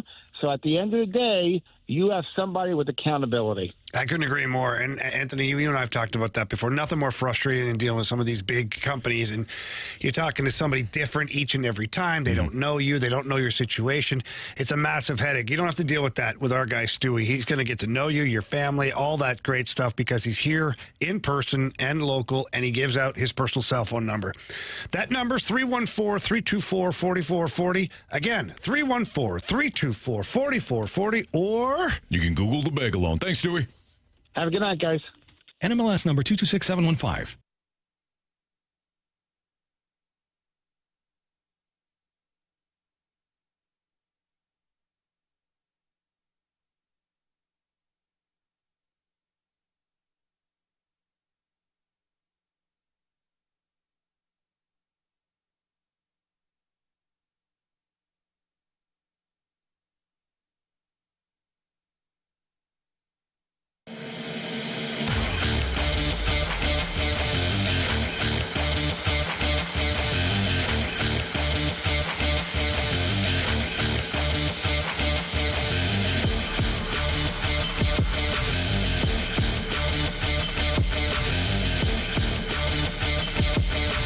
Fastlane on 101 at ESPN with Ian Marsh, Carey Davis, and Jamie Rivers. I'm Anthony Stalter. Hey, man. Hey, I told you to stay away from those tacos earlier. Yeah, you did. You did. My bad, guys. Anthony, there was a time where I had to leave for 3 hours. Apparently, I was in the bathroom, allegedly. Yeah. For a full 3 hours. You were sweating. Oof. Yeah. It happens. And you know what? All weekend, because I think it was a Friday. Oh, stop it. None of you checked on me. No, that's true. Allegedly. Yeah. No, we had to pick up the school, the kids from school. I took the blame. That's the key. It's the key to leadership. Good leaders always do. That can be tough to do sometimes. Madeline, my 9-year-old, who's in 4th grade, was explaining the situation, and she goes, "Yeah, Daddy, he wasn't here to pick us up." You're right. I wasn't. But was Daddy supposed to be there? No, but that's okay. Mommy also had stuff that was out of her control. Thank you. A little flusser. I'm assuming you teased the Cardinals offense? Yeah, we did. All right. Yeah, they are a tease, Anthony. They certainly are. Is the Cardinals offense a big problem, as big of a problem as the pitching? Yes. I would say yes. Yes. Yeah. No. I mean, yes to both of them. They're both a problem. Yeah, pick one. Whatever you choose to be angry about today in terms of this Cardinals baseball team, choose it. You're not wrong. Mm-hmm. And I mean that wholeheartedly. Like, you can choose, well, it depends on the game. Last night, bullpen, I think, cool. Hitting, meh. Base running, meh. Like, meh. You know? Pick it all. Starting pitching, good. Now, tomorrow, it's like a box of chocolates. You never know what you're going to get. You know, you're right. You're right, because that winds up being the most frustrating thing in a season like this. Yeah. In any season in which you are around 500, are 500, a couple of games above, a couple of games below, it's the inconsistencies, and you can't just pinpoint. You're absolutely right, CD. If you can pinpoint one thing, you will feel better about. Yeah. This, for example, why didn't the Bengals make it to the playoffs last year? I almost... Damn defense. The defense, right? Joe Burrow was an MVP caliber player. Mm-hmm. Offensively, they were outstanding. But you look at the defense, and in the offseason, you can say, you know what? We need to upgrade here. We need to get better here. The Cardinals,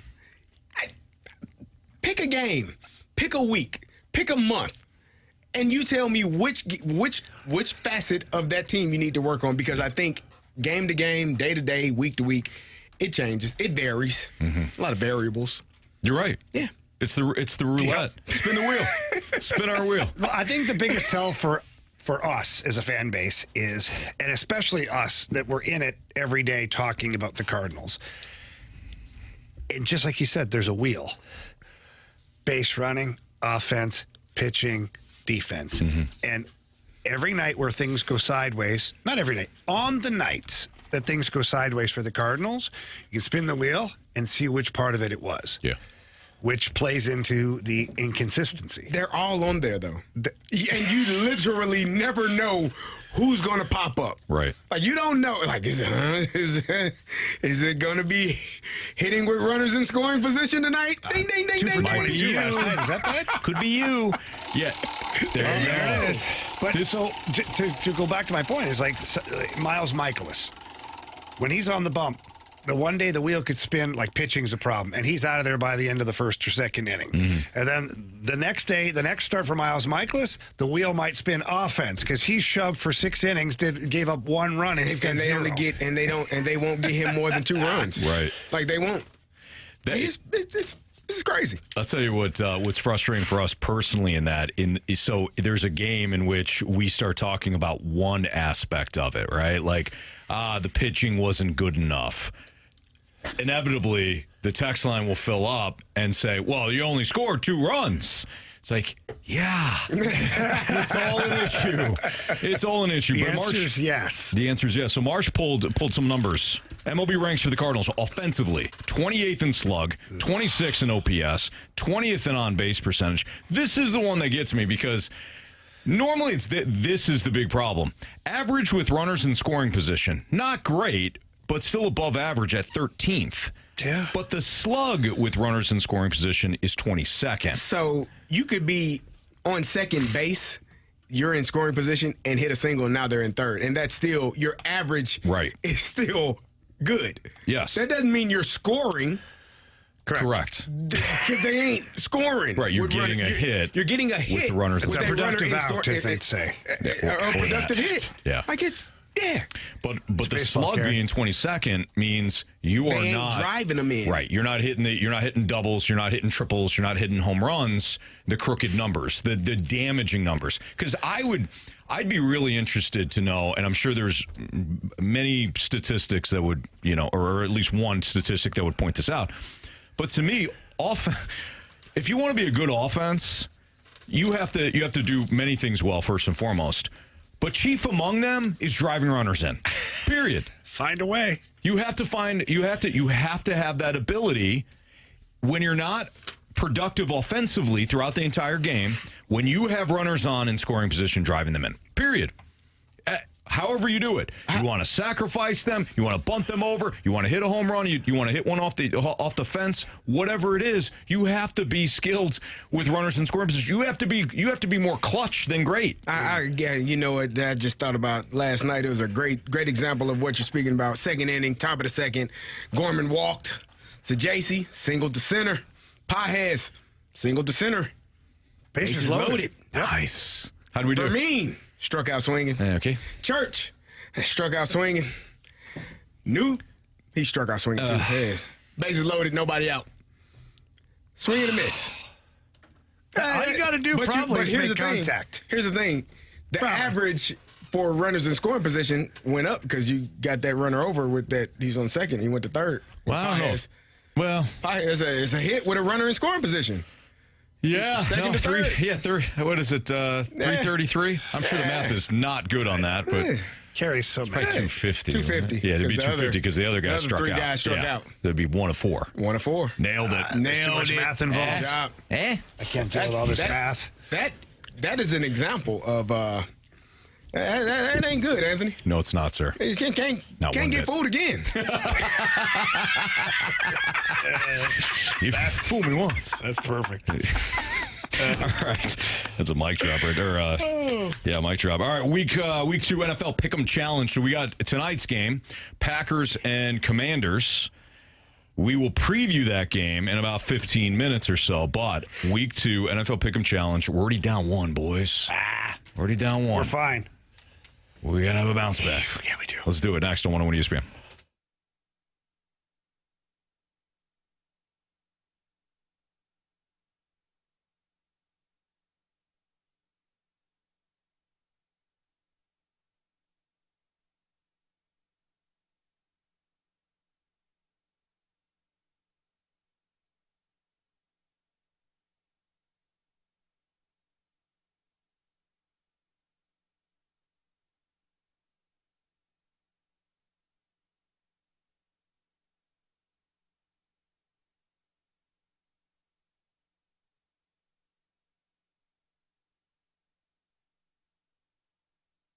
Hey, I know that selling your house can be stressful, especially if you haven't sold your home in a while. Things have changed quite a bit. The market has shifted. There's interest rates involved, and there's time of year, and all that stuff is there. It can be confusing. It can also be frustrating for you. Let me help you out. All you have to do is call my friend, Gloria Liu, with Your Home Sold Guaranteed Realty. Look, Gloria has been in the business for well over 20 years. She understands the market. She understands pricing your home. And she knows that's very difficult because you're going to want to make the most money you can, but you want to sell fast. If you get too greedy, you sit on the market for too long. And if you undersell your home, then you leave money on the table. That's where Gloria Liu really shines. She's going to sell your home for 100% of market value. And if she doesn't get that, then she's going to pay you the difference. And she puts all of that in handwriting up front so that you can be comfortable with that. But she is going to sell your home, and she's going to get you that closing table, and you're going to love the experience overall. So please call Gloria Liu. Tell her Jamie Rivers sent you in. Her number's 314-325-6888. Again, that's 314-325-6888. Or you can always visit GloriaHasTheBuyers.com. Again, that's GloriaHasTheBuyers.com. But remember, Gloria and the seller must always agree on the sales price and possession date.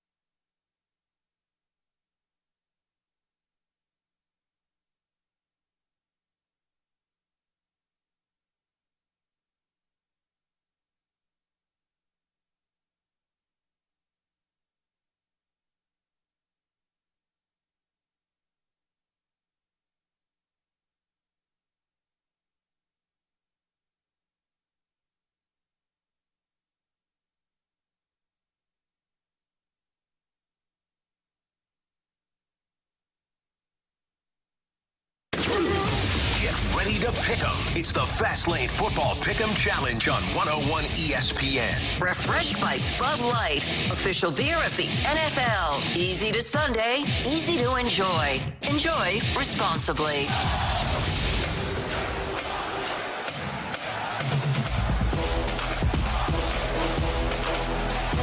503, your time check is brought to you by Clarkson Jewelers, an officially licensed Rolex jeweler with Andrew Marsh and Carey Davis. I'm Anthony Stalter. Jamie Rivers had a doctor's appointment to get to, so he'll be back with us tomorrow. Sorry, Fastlane's a little disorganized today.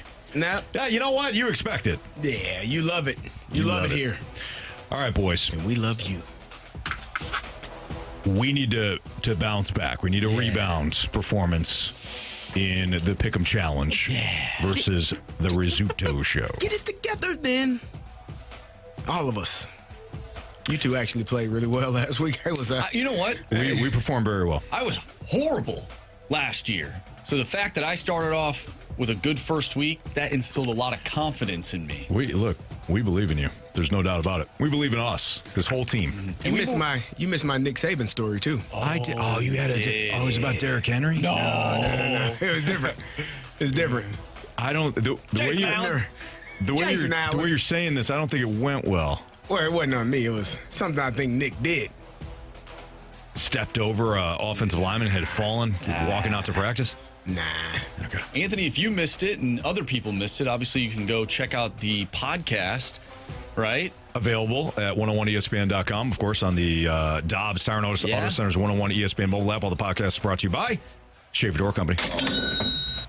I'll definitely check that out. Good. I miss Bryant McFadden, too. Yeah, B-Mac was good. All right. Anyways, let's focus. Yeah, lock in. Okay, boys. The Pick'em Challenge. Yes. I don't know if you want to go through every game. I think we should. I think we should save our Thursday night football pick, though, for the next segment. I like that. All right. Ravens-Browns. We'll have Ravens. I'll say aye. Aye. All right, kind of an interesting one. I did take the Bengals, but the Jaguars did look good, albeit against a Carolina team that, is expected still to kind of be in a rebuild. But I do think that Cincinnati starts the season 2-0. I think this game winds up being high scoring. I agree. Cleveland, the game, they don't have to deal with Myles Garrett. I thought that game would be close and low scoring last week. I think this is going to be different. I think this is going to be the Joe Burrow, Jamar Chase opening up here. Yeah, I agree. You too? No, I think so. I think Trevor Lawrence. I said it earlier, or I said it yesterday. This is the highest point total for all of the games this weekend. Those two teams playing one another. So I think this is going to be a high-scoring game between these two teams. Yeah, I have Cincinnati in this one, and I'm high on Jacksonville this season, but I had to go with the home team. I think Cincinnati starts off 2-0. Don't get too high on Jacksonville. Well, I'm not going to get that high on them. Yeah, you said you're getting high off of it. And how high is too high? You don't want to get too high. It kind of. I can't see things straight when you get that high. That makes sense. I can't see Joe Burrow and Jamar Chase having a week like they did last week, 2 weeks in a row. I just can't see it. I agree. So you're on the Bengalis? Yes. Okay, moving on. Cincinnati. We're on to Cincinnati. Dallas and the Giants. Cowboys looked pretty good last week. Yeah, Giants offensively, while a juggernaut. I think Dallas will be fine. I don't think. What's that now? I don't think the Giants would be considered a juggernaut offensively, or at anything. Oh, I'm sorry. I said the Giants, didn't I? Mm-hmm. Yeah, no, they're terrible. Okay, offensively. Russell Wilson still playing quarterback for that team? Yes, he is. For sure. Yeah. Give me the Dallas Cowboys. You know your quarterback and your offense is playing well, Marshy, when after 1 week, the head coach has to confirm that guy's still the starter. Yeah. Which is what Brian Dable had to do with Russell Wilson following that putrid performance against Washington. All right, moving forward here, we all got the Cowboys. Bears and Lions. Bears showed some fight until the end. Mm-hmm. Lions showed zero fight. This is a get-right game for the Lions, in my opinion. I agree. I cannot see the Lions losing to the Bears. Now, I just can't. If they come out and I think they scored 13 points against the Packers in week 1. If they come out and look, did they score that much? I think so. Or was it just one touchdown? They had one. It was towards the end. That fella made a hell of a catch. I couldn't even tell you his name. It's 27-13. You're right. Yeah, 13. Okay. Oh yeah, that's right. In the end zone. side of the end zone there. And great catch. Tesla. Yeah, they're all pumped up about him, apparently. Okay, yeah, you're right. My bad. If they come out and stink again offensively, I think that we got a problem. Mm-hmm. And I think Ben Johnson was probably way more better than we even important. thought. Yeah, way more important and better than we could have even imagined. Sure. Because you got too many weapons on that offense to stink. So if they come out and are moving slow and not able to get those explosive plays again this week, then we do have a problem. I still think they'll win, but I want to see what the offense looks like for the Detroit Lions this weekend. I, too, have the Lions. Short week for the Bears. And now they got to travel. And, the I do think the Lions have some issues here, but I like them in a bounce back. This one, I mean, after all the crap we've talked about them, this one I struggle with, but I am going to take the Dolphins.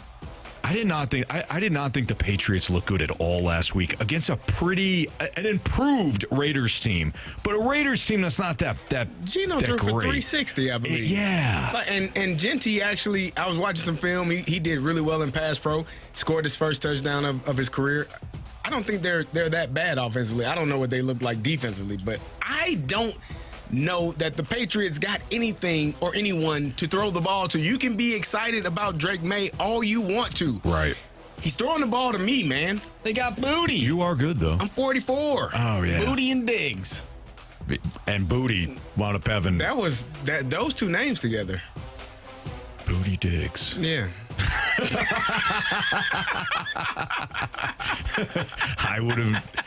I would have just kept going on that. That was a good catch there, CD. Okay, so I'm taking the Dolphins. I'm assuming now, listening to you're taking the Dolphins as well? All right. I have Miami as well. No kidding. Yeah. So we all talk so much about, Mike McDaniel's going to get fired. This Dolphins team's terrible. Yeah. Well, I still think they're bad. Don't get me wrong. I think they're at home, though, and the Patriots gave up a ton of yards last week to the Raiders, as you mentioned. Yeah. I think Miami at home, get right game. In Florida. That is true, and that is a huge advantage for Miami early in the season. Oh, yeah. Huge September advantage. games in Miami are brutal, especially if you're coming from, it's not cold weather climate right now in New England, but it's not South Florida hot either. It's different air. It is different air, so they do have an advantage early in the season. September, beginning of October, it's still warm and sticky and hot down there, so they do well early in the season at home. I agree. So I got the Dolphins. You guys got the Dolphins. Our 49ers Saints. Mac Jones going to take over for San Francisco. I'm torn. I'm not. I was torn too, but I've got my side. Who's your side? I'm taking the Saints. Me too. I'm flipping as well. I'm taking the Saints. I have the no Saints. George Kittle, no Brock Purdy, and those stupid Saints looked halfway okay. I wouldn't even say decent. They looked okay. Now you guys make me think I'm going to keep what I was. Are you going to stick with the Niners? Because the Saints are supposed to stink. And now maybe the Cardinals stink, and I don't know, because the Saints actually played well against the Cardinals. Juwan Johnson had a pretty good day. Kamara scored a touchdown. Like, they didn't look terrible. Yeah. They still have some weapons. The 49ers. Like Kamara. Olave. They've got some, and the defense is still okay. I didn't think Spencer Rattler looked all that bad. Like, there's something there. Yeah. I don't think he's a great quarterback by any means, but there is some intangibles there that I think you could go win a football game, especially this is a home football game for them. Right. No travel in San Francisco. Coming banged up, coming from San Fran, different, all that. I mean, I got the Saints. I won't feel great about it, but when Mac Jones throws for 300. Said no one ever. Yeah. Bills, Jets. Anybody rolling the dice with the old Jets? Jets. Nah, I got the Bills. Bills, same. The Jets look good, though. I got Carey Steelers over the Seahawks. Yep. I won't go against the Steelers in most matchups in the first half of the season. I owe Carey that much. I don't know how I feel about that, but okay. Tanisha also angry at us in the snake pit. She goes, "Damn, how rude, fellas." I'm trying to hold on, Tanisha. That was Christian McCaffrey still playing. That's a very kind way to respond to someone not backing your team. Yeah, that was more respectful than some of the stuff that we heard earlier in the week. Yeah. Weird. Like what? Rams, Titans. I got the Rams. Rams. Cardinals, Panthers. I'll hold my breath, but I'll take the Cardinals. Cards. I was really looking at this game. I went with Arizona just because, again, they're the home team. And there's just something about Carolina where I just don't know what I'm going to get from them. Because there were games last year where you're like, okay, they don't look terrible. You know, they took the Chiefs to the wire. They won some football games. You know, they have Ted McMillan. Like, that dude's he's good. Yeah. He caught the first pass, not his first pass, but the first pass on Travis Hunter. The problem is I don't know who they're like. What am I going to get out of Bryce Young? Yeah. I don't trust him. And so until he shows me otherwise this year, I cannot go with the Carolina Panthers. Okay. All right. Fair. Broncos over the Colts. I'll say aye. Aye. I got the Eagles over the Chiefs. I got Kansas City starting 0-2. Yep. Same. All right. My lock of the week is the Vikings over the Falcons. Lock of the week. You both do this. Let me hold on. You both CD, do it. CD. Let me appeal to your football senses. Okay. When the Patriots shut down the Rams in that 13-3 Super Bowl, the one with Jared Goff, who was the Patriots defensive coordinator? It's a good question. Who? No. I'll give you a hint. He's still a defensive coordinator. Don't think too hard, Carey. And we're talking He's about still there now? No. Oh, hell, I don't know. Who's the DC in Minnesota? Oh, Brian Flores. Brian Flores. Was he the okay. He was the DC in New England. So against the Rams. Flores will now face a Rams-esque offense. Only this time it's Zach Robinson. He gonna shut these fools down. You thought he was gonna shut down Caleb Williams last week. Vikings 27, Falcons 10. I mean, kind of did. Outside of one drive. The Vikings got 4 people injured on their defense. Lock of the week, Minnesota Vikings over the soon-to-be 0-2 Falcons. So, Anthony, I was actually talking with you at the beginning of the show saying, I might lean Atlanta because of what Carey just brought up. Yeah, don't be Vikings ridiculous. are a little banged up right now. Emotional win Monday night. Short week for the Vikings. And then you convinced me to take my Vikings. And I'm like, you know what? You're right. And what really solidified that for me is J.J. McCarthy about to have a child. And I said Josh Allen going to have a great year because he just got married. And there's nothing better. Look at him. There's nothing better. It had a glow to him. Yeah. Nothing better. Of course, I've never experienced this, but from what I've heard, than having your first child. Oh, you get that dad strength. Dad It's strength. weird because you're on no sleep, but you do. I think J.J. McCarthy going to improve upon that fourth quarter that he had. And it's going to be an epic rematch of the national title that we had a few years ago between J.J. McCarthy that's right. and How Michael did that Penix end? Jr. Yeah, no, the Michigan won, Anthony. And McCarthy won.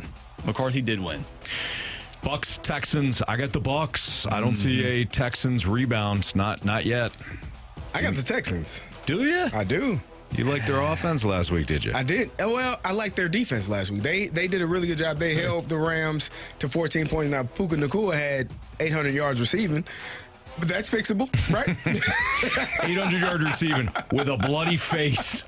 Yeah, Did you see that? I did. My man was bleeding. He was all over the place. Yeah. They couldn't stop him, but they did stop the Rams offense from putting up a lot of points. And I got the Chargers over the Raiders. Same. In what could be a closer game.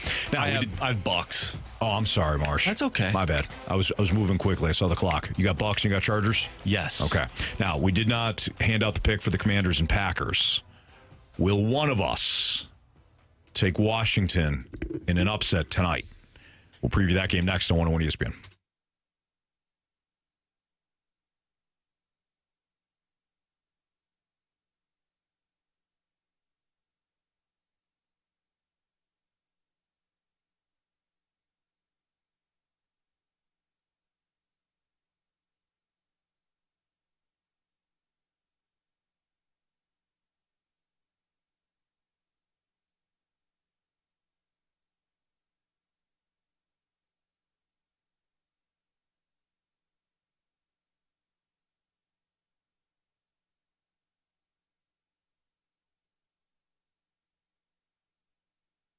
Circa Sports Illinois. Sports betting at your fingertips, the way it should be.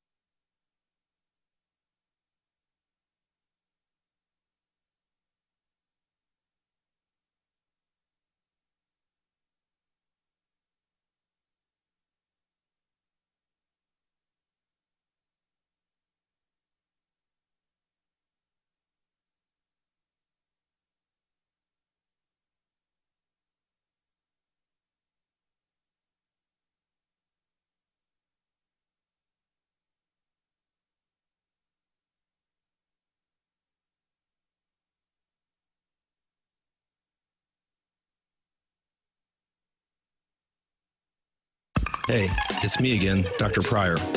I've missed you, so I spent more money on advertising because I couldn't help but notice that you still haven't made an appointment with me at 100 West Dental. It's quite simple, really. Just type www.100westdental.com into a web browser and schedule a consultation with me, Dr. Pryor. That's 100 West Dental. Or call me. Please call me at 636-585-0100. I can't wait to see you.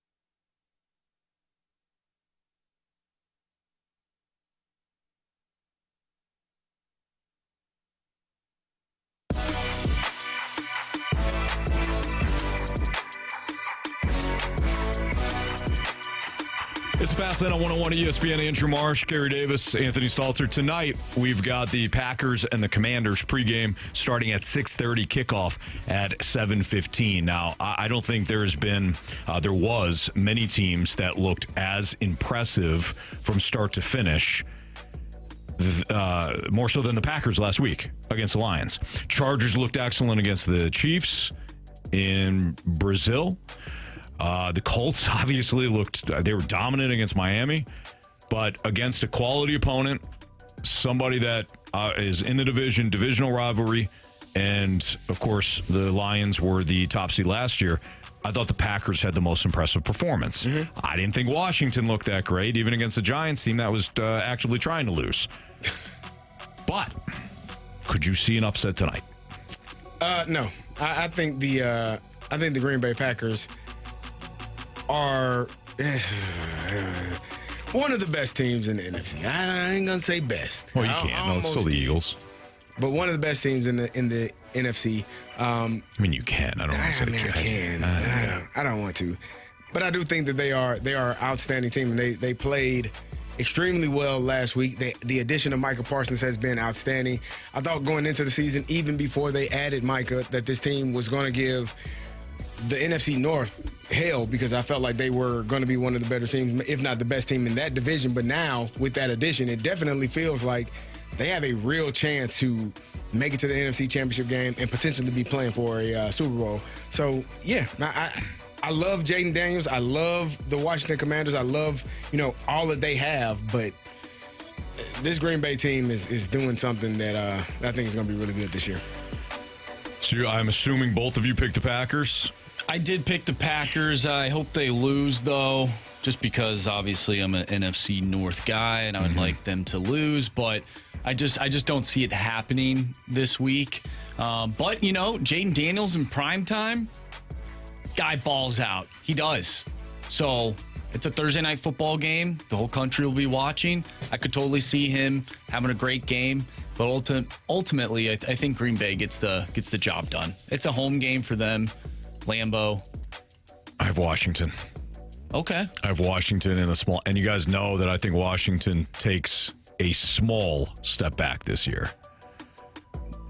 But I do think that coming off a divisional game, they're all hyped up. Washington did not look great offensively last week. I think Jaden Daniels balls out a little bit. I do like the addition of Deebo Samuel. Deebo Samuel has to fit in a specific offense. Kyle Shanahan worked wonders with him. But landing with Cliff Kingsbury, I think, is going to work out just fine for Deebo. Terry McLaurin was kind of quiet last week. I'm sure he'll get it going. And Zach Ertz wound up catching a touchdown. He kind of is the go-to guy at times in the red zone for Jaden Daniels. I see this being one of these games where we get hyped up on a team like Green Bay. They prove everybody right in week 1. And then the following week, short week, tough matchup against an opponent that won last week but did not look great. I think Washington wins this. Really? Yep.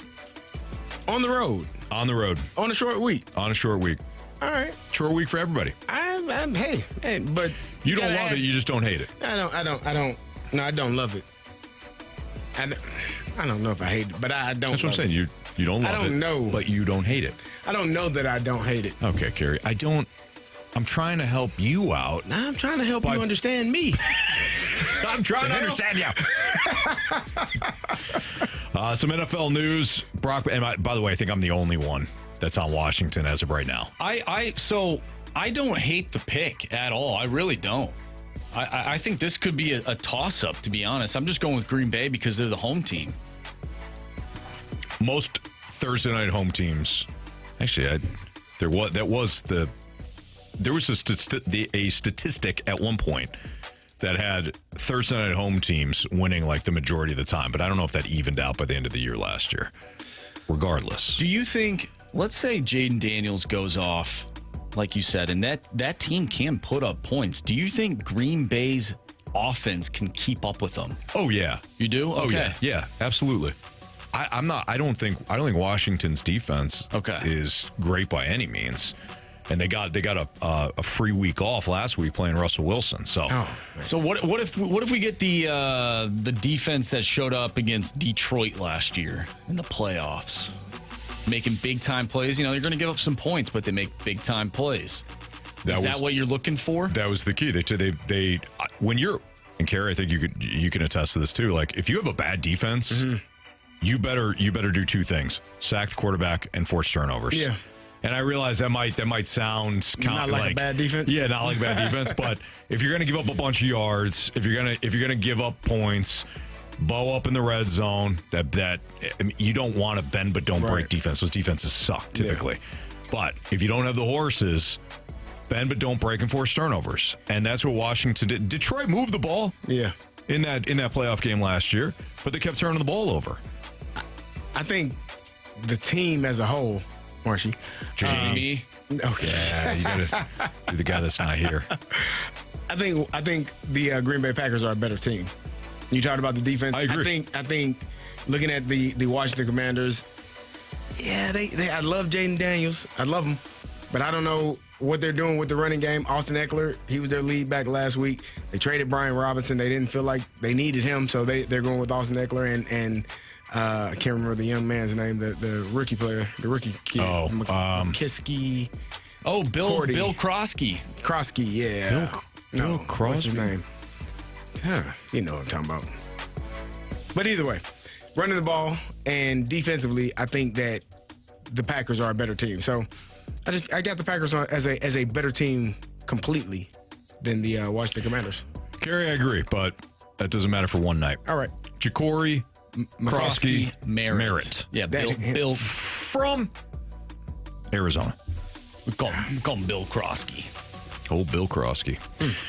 All right, it's Fastlane on 101 ESPN. So again, we got the game for you tonight, Packers and Commanders. So gentlemen, we'll either be up 1 tomorrow or down 1. So in the Pick'em Challenge. So do we want to root for the Commanders? Listen, you root for whoever you want to root for, okay? I'm just saying. I'm not rooting for the Commanders. Well, that means we'll be down then. Well, then we got some work to do on then, Sunday. Do you want to start switching your team? See, because I think, we'll talk about it. Well, no, but this is a strategy that we'll maybe talk about in the break. Mm-hmm. Yeah. All right. While we're doing that, we'll also play Bet the Board. There is no Beat the Streak tonight because there's no Cardinals game. What's the latest of the home run derby, by the way? How many am I down now, Marsh? I won't have to worry about this until tomorrow, but I got to start mathing this thing out here. Wait, if I'm gonna catch Jamie. The home run derby stats. Oh, the home run derby. I know we're not playing that today. No. I know we're not playing the. Oh, Anthony, you're not that far behind. You are only 7 points behind. How many am I behind? 10? You are 12. I'm just gonna keep chipping away. Bet the Board next on 101 ESPN.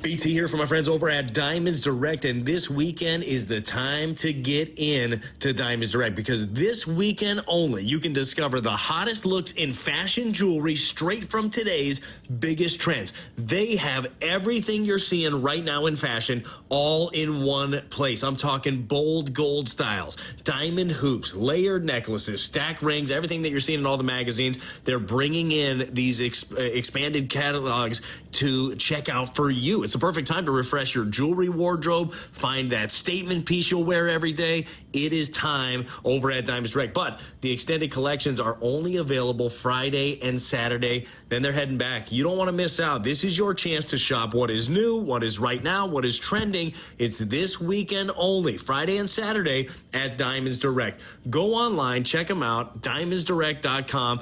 Get into the showroom. You're going to see the difference. You're going to see the selection. You're going to see all of this new hot jewelry at Diamonds Direct. At Olive and 270 at City Place, it's Diamonds Direct.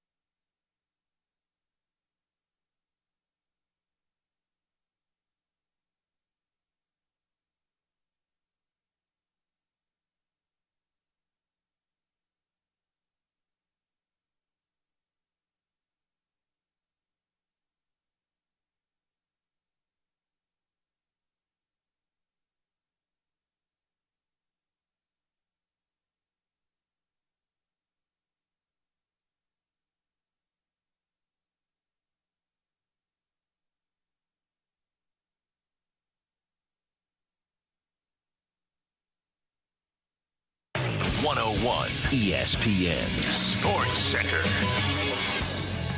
I'm Andrew Marsh. It's time for a Sports Center update brought to you by Saliga Heating and Cooling. We just got done talking about tonight's Thursday night football game, previewing the game between the Green Bay Packers and the Washington Commanders. If you missed that conversation or anything from today's show, make sure you go to 101ESPN.com or check out the free Dobbs Tire and Auto Center's 101 ESPN mobile app. Just head to the podcast page. You'll find all of our interviews and full shows there, and it's all brought to you by the Schaefer Door Company. You can listen to Thursday Night Football right here on 101 ESPN. Pregame starts at 6:30. Kickoff is at 7:15. The Cardinals are off tonight. They look to defeat the Milwaukee Brewers this weekend after getting swept by the Seattle Mariners. We have Bet the Board coming up next. I'm Andrew Marsh, and the Sports Center update is brought to you by Saliga Heating and Cooling, a Daikin heating and air conditioning dealer.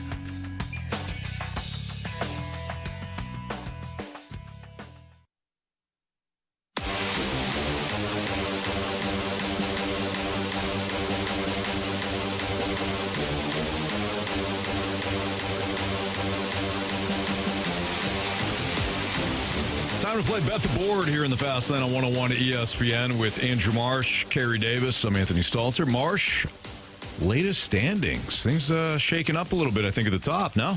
No, Anthony, you are still in the lead with 4 points. Oh. Well, actually, you and I are tied. Oh. You and I are tied with 4 points. Jamie and Carey are tied with 3 points. But you, being in first place before yesterday, means you get to go first. Well, you heard me say that I'm picking the Commanders to win outright in our pick'em pool. Might as well take the 3.5 points that are being given to me by odds makers. I will take the Washington Commanders plus 3.5 against Green Bay. If they don't pull off the outright upset, I do think this is a field goal game either way. And if I got 3.5, which I do, Carey, that would mean I would win. Okay. Whether the Commanders win or not. Okay. That's how that works, Carey. I'm learning something new every day, man. Yes, sir. Give me the Commanders plus 3.5. Marsh, please. And thank you. Commanders 3.5. Okay. I am looking at, and this is an interesting one, I guess. Any team to score 30 plus points tonight, yes or no? I have yes at minus 120. So any team tonight in the Green Bay and Washington game to score 30 points. Not bad. Give me Juan Soto, 1.5 hits, runs, RBI, minus 114. Okay. And Jamie Rivers, before he left for his doctor's appointment, said he wanted the Cleveland Guardians on the money line. The Cleveland Guardians on the money line. I don't even know who they're playing. Kansas City. I'm still shocked that you guys continue to pick baseball plays. I know. With football. I tried to find a football play. I didn't like any any of them. What do you mean you tried? He didn't try that hard. There's a bunch. I didn't like any of them. I didn't like them. I looked at the receiving yards, didn't like them. Looked at the rushing yards, didn't like them. I couldn't pick the game, the -3. You took it. So, what do you want me to do? What do you want me to do? You want me to take the over? You want me to take the under? You want me to take the under, don't you? You do. No, I want you to believe in your heart that I don't believe football is back and you're going to lean into it. Football is king. I just don't believe in. I mean, I looked at the receiver props. The damn Packers passed everybody on the team the ball. It's a little tough. It's a little tough with Green Bay. Yeah, everybody on the team got a reception. If you are an eligible receiver, you might be open. You're going to get the ball. Mm-hmm. So, yeah, that's tough. Yeah. Okay. There's just so many picks to choose. You got to get into that alternate universe that Marsh likes to get into. I don't like to get into the alternate universe. By the way, Xavier Gibson doesn't have to go very far. Giants. signed Xavier Gibson, formerly of the Jets, to a contract. And Isaiah Williams, former St. Louis product, was taken from the Bengals practice squad and signed with the New York Jets. Nice. Yeah.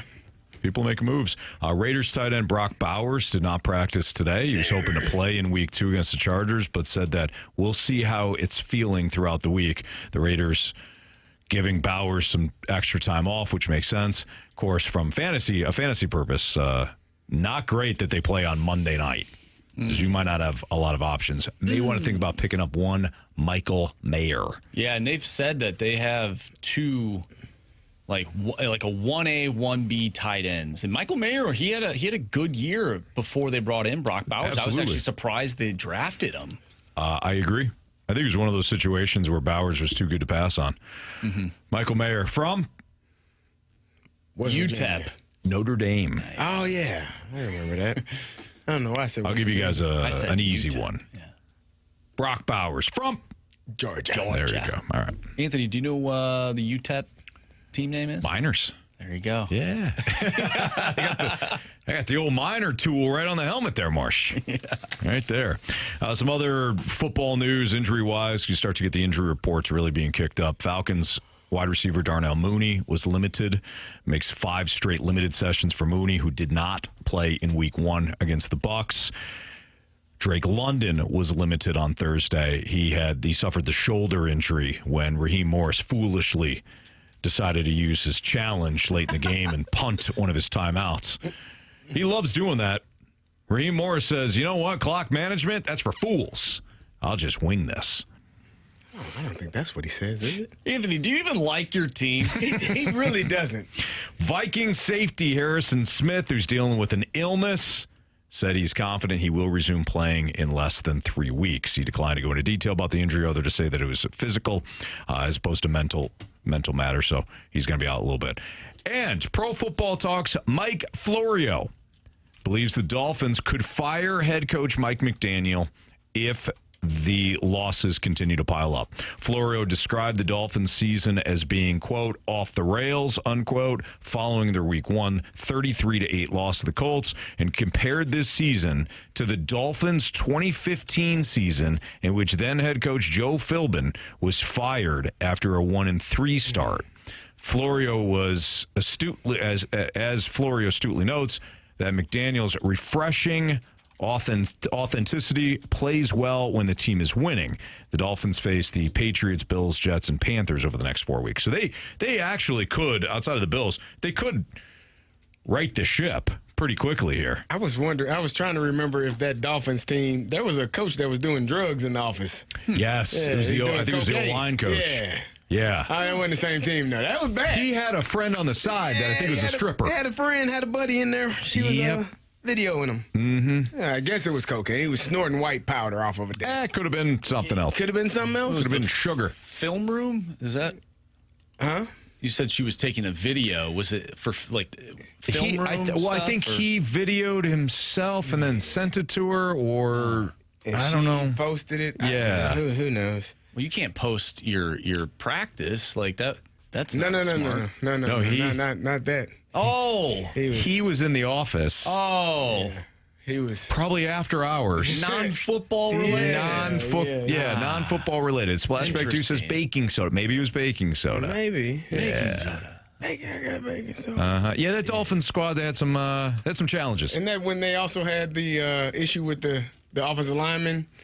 Richie Incognito and Jonathan Martin. Yeah. Was that the same team? I don't know. They had a lot going on. Oh, man. That span. That was like a rough 3 to 5 year span. It's a rough year for the Dolphins. The old Dolphins, huh? Yeah. National Football League. I read a story on Jonathan Martin that he actually said that he was not, because the whole thing was like he was being bullied by Incognito, and Jonathan Martin's like that wasn't the case. He wasn't bullying me, but Jonathan Martin was going through a lot of mental health issues. Yeah, but I guess he's like a banker now or something. Really? Yep. All righty. It's Fastlane on 101 ESPN. By the way, speaking of Mike Florio, so the Chiefs and Steelers' interest in trading for Tyreek Hill has been complicated by Hill's most recent domestic violence allegations. But, Carey, it looks like your Steelers might still be in on Tyreek Hill. Boy, they're going all in. This is the year. I tried to tell you, man. You believe in AA Ron. You will. You don't yet. No, I don't. You don't yet. Mm-mm. You missed the conversation with B-Mac. B-Mac even pointed it out. Yeah. The difference between this year and years past, when the defense has one of those struggles, when they don't perform as well to the level, you know what? We got a closer. We got a guy. We got one of them guys. We got one of them guys now. His name is AA Ron. You better respect it. You, of all people, should know to respect it. Thank you. You can't even look at me right now. I'm serious. I mean what I say. You know what? I understand Carey right now as much as anybody because if you remember, before the Vikings actually took J.J. McCarthy, and you know I'm not a huge Michigan fan. I didn't want J.J. McCarthy because I didn't like Michigan. He wanted Aaron Rodgers. No, I didn't. But once he was drafted, no, I did not. Once he was drafted, I was all in. So I understand Carey. Got it. Kirk Cousins from Michigan State. Yeah. All right. What we learned 3 stars of the day next on 101 ESPN.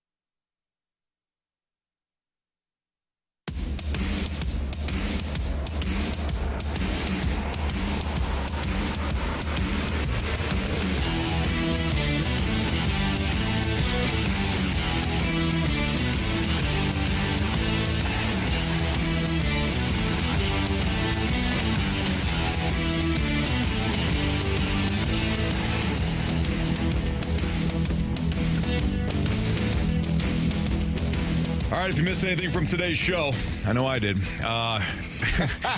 download the app. It's the Dobbs Tire and Auto Center's 101 ESPN mobile app, or, of course, you can check out 101ESPN.com. You can check out the podcast, which is brought to you by Schaefer Door Company. Time to find out what everybody learned today. Marsh, would you like to kick us off? Yes. I learned that Carey Davis is indeed a psychopath. On the football field, Bryant McFadden confirmed that. I also learned, though, that maybe Carey was brought in for other reasons to the Miami Dolphins. Yeah. Might have been some... Have you told me the story? No, I didn't. I've never said it. I mentioned it today. We were talking about it. Yeah. I think old Nick Saban brought me in to get somebody else's spirits up. No, but it was a rookie. Yeah. I may have told I think you told me. Jason Biden. Jason Allen. Jason Allen. Yeah, he was a defensive lineman or something like that. Back. Okay. I smoked that young man in preseason game. Nice. I know I smoked him because my friend Matt Sinclair, former Illini, SLIII Billikens, yeah, from here. He was on the team, and he's like, man, it was bad for him in the meeting. So I know it was bad. Were you with the Dolphins? I was with the Buccaneers. And then the Bucs cut me, and then Miami signed me for week 1 of the regular season on the practice squad. And this young man tried to smoke me in practice. It wasn't a live drill, though. So I think somebody told him, that's the one that got you. And I think he tried to come get me. It didn't work. So I'm sure his confidence was probably even worse than it was after I smoked him. Again. Yeah. Jason, was he Tennessee? Tennessee. Yep. Yeah. All right. Yeah. You're like I just learned that you know everything. I really about don't. Football. No. Maybe when we argue about football, maybe I am wrong. No. Same guy who said Wichita. So, no, I can't claim any sort of intelligence. Carey, what'd you learn? I just said it. What'd you learn? You know a lot about football. Oh, you snuck it in. I thought that was just a compliment. No, that's what I learned. All right. What I learned today is that if one key fob does not work, you're going to have to leave work to go get your kids from school and take them to your wife's office. Yeah. So I missed a little bit of the show today. But you know what? I am going to go back and listen. I'm going to go back and listen to Bryant McFadden. Apparently, Jamie smoked our returning contestant. Snowman did. That poor guy got hockey. Yeah. He asked for hockey, too. Did he? He said, I want hockey.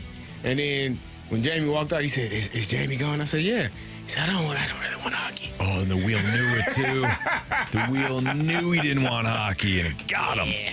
All right, Marsh, what do we got for criticisms and or compliments? All right, let's head to the Air Comfort Service text line. All right, from the 314, always enjoy listening to you guys. Best sports talk show ever. Wow, thank you. That was very kind of you. That was very nice. Appreciate it. No kidding. Chester texted in saying, Minnie C asked this question. What are you looking forward to this weekend? ILL versus the old Western Michigan Broncos. The old Western Michigan Broncos. What am I looking for?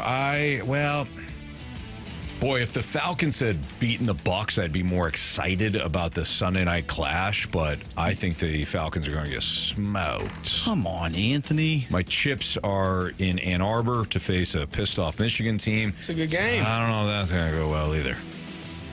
But you know what? The flag football Falcons have their second practice on Sunday. I'm looking forward to that. We got our season starting in a couple of weeks. Okay. I'm looking forward to that. Anthony, if the Falcons beat the Vikings on Sunday Night Football, will you even be excited? No. Yes. He won't. I will be. There is something. Hold on. No. You're like the fan in Major League, the Cleveland Indian fan. They'll blow it in the ninth inning. And why did he get to that point? See, everybody concentrates on when he becomes a mess, but nobody says, why was he a mess? Because they did that to him. He was excited at the start of the year. He was once excited. At one point in his life, he got fired up. right? Yeah. And they did that to him, and he finally snapped. You saw it. That's me. You know when I snapped? And you think, 28-3. No. It was the previous 2 decades of misery. Eugene Robinson, Michael Vick.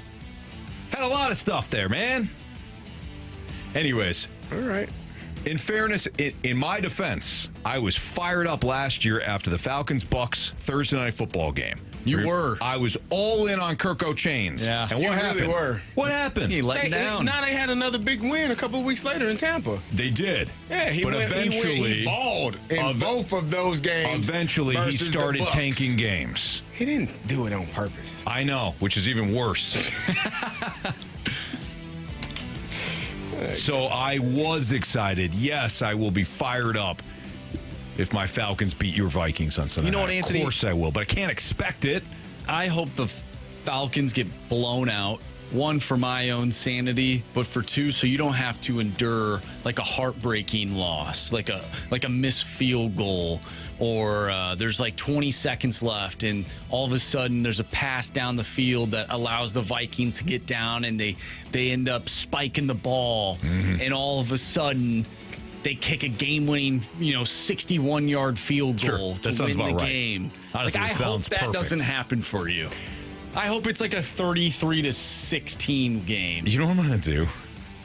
I'm going to go back through some of the losses that putrid team has had. You're not going to believe it.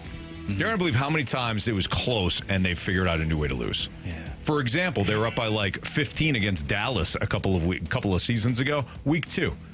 Well, 15-point lead is not guaranteed. That's the Ravens. Very true. Blew an onside kick. Yeah. Didn't recover an onside kick. Like it was a complete meltdown. Did they blow the game when DJ Moore scored that long touchdown for Carolina? When he took it, no, because he took his helmet off. That's right. So Carolina did lose that game. He took his so that was going to be the game-winning touchdown, but he took his helmet off. Yeah. The Falcons got bailed out because they had a kickoff. Was it a kickoff or was it an extra point? It was a kickoff? Yeah, they missed the extra point. They missed the extra point because they had to move it back. Correct. Yeah. Yeah, that was one of the times that the Panthers worked out for him. Out-falconed the Falcons. There you go. All right, 3 stars, gentlemen. Brandon does ask you this question. Ready to pick up. It's time for the Fast Lane's 3 Stars of the Day. Presented by Circus Sports Illinois. Sports betting the way it should be. Brandon the Snake Pit said, didn't the Falcons beat Brady in the Super Bowl? You're right, they did. If you shut it off in the third quarter. All right, real quick here. 3rd star of the day goes out to the Lincoln Double Punch. Yes. 2nd star of the day, our guest today, Bryant McFadden. Yes. And our 1st star of the day, I've never seen someone come back so eloquently to where they belong. The last time I saw it was Michael Jordan in Space Jam. Today was Anthony Stalter. Yeah. Oh, thanks, guys. Thanks for holding down the fort. You guys did fantastic. Thank you. All right, that'll do it for us. Don't forget, Thursday Night Football, Packers and Commanders. For Andrew Marsh, for Jamie Rivers, for Carey Davis, I'm Anthony Stalter. See you.